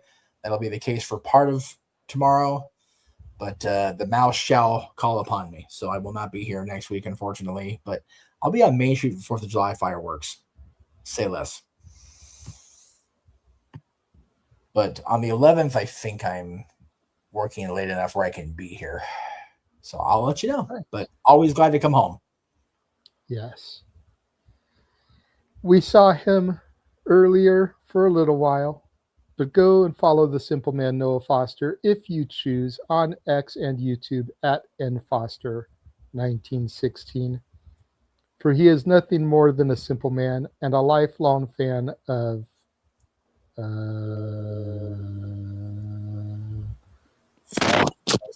I'm not going to be able to do it like him, but professional wrestling. Damn it. Damn it all. That's right. Follow our resident Pink Ranger at Rangers of Wrestling on YouTube, Instagram, and Twitch. Datilla _ on X. And also make sure you follow her new startup, Pop Culture Powerbomb. That is PC Powerbomb on the X. And then there is I. Yes. God damn it. I love that. Leave. You know, should I do that one tonight, or because of Night of Champions, should I run with Jade? I'm good with either. Run with Jade tonight. Yeah, whatever works. You can find me on Instagram at the Renegade JJ Williams. YouTube is Casa D18 Studios. X is Casa D18 Studio. No S at the end. As Charles says, believe in Chase University. God damn it. That's right. I still think I did a phenomenal job on that graphic. Yes, you did. Yes, you did. And I love how I blend in so seamlessly. Like, at first glance, people don't usually catch it until they do the double take. It's like, wait a minute, you're right there. Center stage, baby. Literally front and center. Besides Right Chucky. between JC and Thea with Chucky in front of me, as I should be. As you should. That's right. That's why Andre Chase is looking the way he is. He's like, motherfucker, you're still in my spotlight. This is my university. I think he's more looking at the fact that you're making yourself a JC and Thea sandwich with a side of Chucky. And then, of course, follow the Simply Reliable Studios at SR Studios 2024. That is where all of our big announcements get posted. That is where some of our streams get posted. Yes. Been posting more streams there than we originally were, but we seem to get a lot more views through that. So the key is just flipping those views to subscribers. You know, and that's what we're working on. That's what we're working on. But that's where you find all of our big promotions, like our interviews, which, if you haven't already seen it, go back in the archives and check out our interview with Royal Prestige from earlier this week. You can also find the link on nodq.com. Shout out to Aaron Rift for posting it there. Yes, it's the link to his YouTube channel and the interview, but beggars can't be choosers. We're getting promotion, goddammit. I'm saying. Make sure you guys tune in this coming Thursday, as it was announced and confirmed in the spaces that we will be having Nasty Leroy on for an interview. Nasty Leroy is on the poster for GCW's Backyard Wrestling Show, which will be Sunday, July 5th, from an anonymous backyard in America. Oh, wow, next Sunday. Mm-hmm. So we will be having him on ahead of that to discuss his career, that show, training at the Nightmare Factory, and so much more. I am still working out a time, but I think I can go ahead and acknowledge and announce that come July 8th, we will be having a Hogan on the show. Kiera Hogan, that is. Yes. The former two-time TNA Knockout champion and one of Jade's former baddies will be on the show. We also have confirmed for July 28th, once the 90-day non-compete expires, we're going to be having the former Joe Gacy on for an interview. I am really looking forward to talking with him. I'm looking forward to watching that one. That's going to be good. As I used to have my show back in the day, I'm curious to go inside the mind of Gacy. Scary place.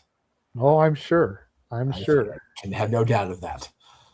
And then for those of you in the Tennessee area, July 11th, Pro Wrestling Symphony is having a free show. Yes, free. F-R-E-E, entitled of all things, Free for All.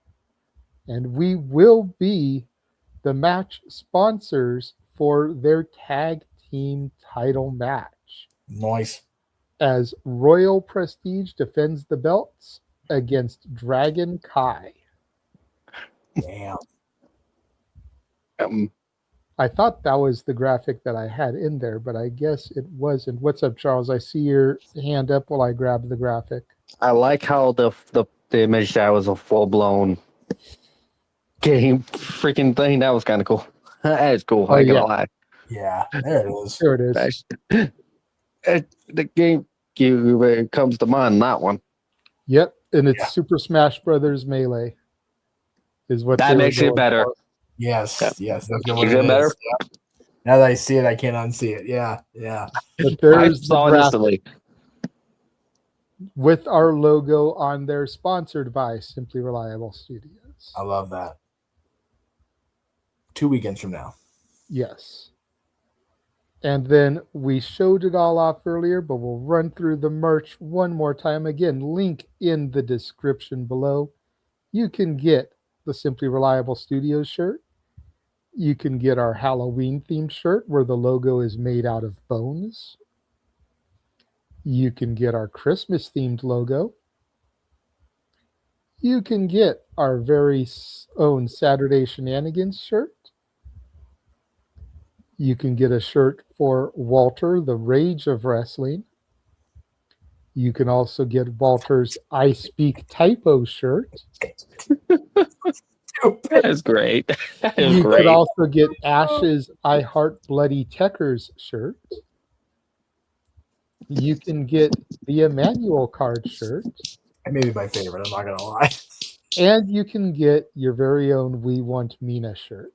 Jesus Christ. Mina and her Shirakawa's on display. Good Lord Almighty. Yep. It's too late for that shit. I gotta go to bed soon. Go on down there. I gotta work tomorrow. Fuck. So anyway, go to the link in the description. Buy the merch. Yes. We might try to figure out something for the first fan that buys some merch and submits a picture of it. We may try to come up with some kind of giveaway. Yeah. And I just personally want to again thank Aaron Rift. AaronRift.com. Yeah. At Aaron Rift on Twitter, X, Twitch, whatever the fuck.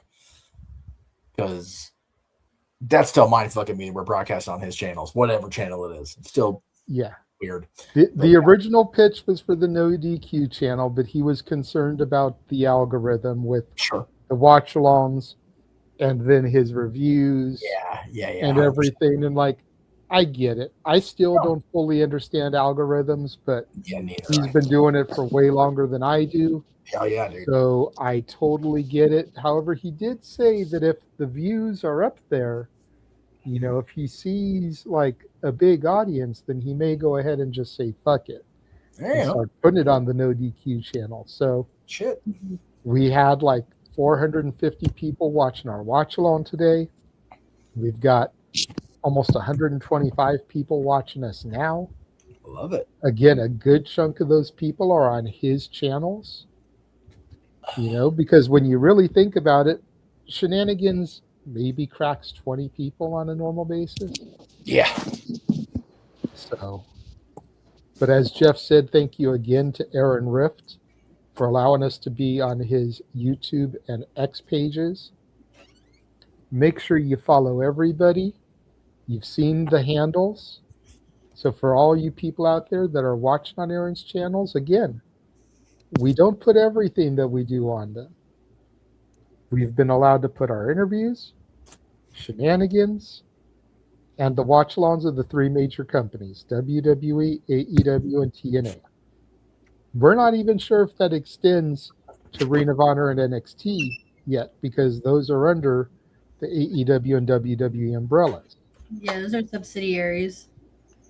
You know, but we also don't have a way to do NXT watch-alongs right now, and Ring of Honor does like 3 shows a year, so we got time to figure out if we can put that up there. But for right now, it's just WWE, TNA, and AEW. Yes. So if And we're you want grateful. to see some of the stuff that we have in our watch-along trailers that aren't those companies, you need to be following the rest of us, because that's where you'll find those shows. If you like New Japan stuff, subscribe to Batty for Wrestling and Noah Foster's channel. Yes, exactly. So for Nick, the Canadian King of Food, for Walter, for the Simple Man Noah Foster, for Charles and Grogu, Yes. for our Canadian friend Ash, for the Nick Fury of this shit, Jeff motherfucking Meacha. I have been the moderator extraordinaire. I am the Renegade of Wrestling, JJ Williams. Thanking you guys for joining us this evening, and we will catch you guys next time. Have a good night, everyone.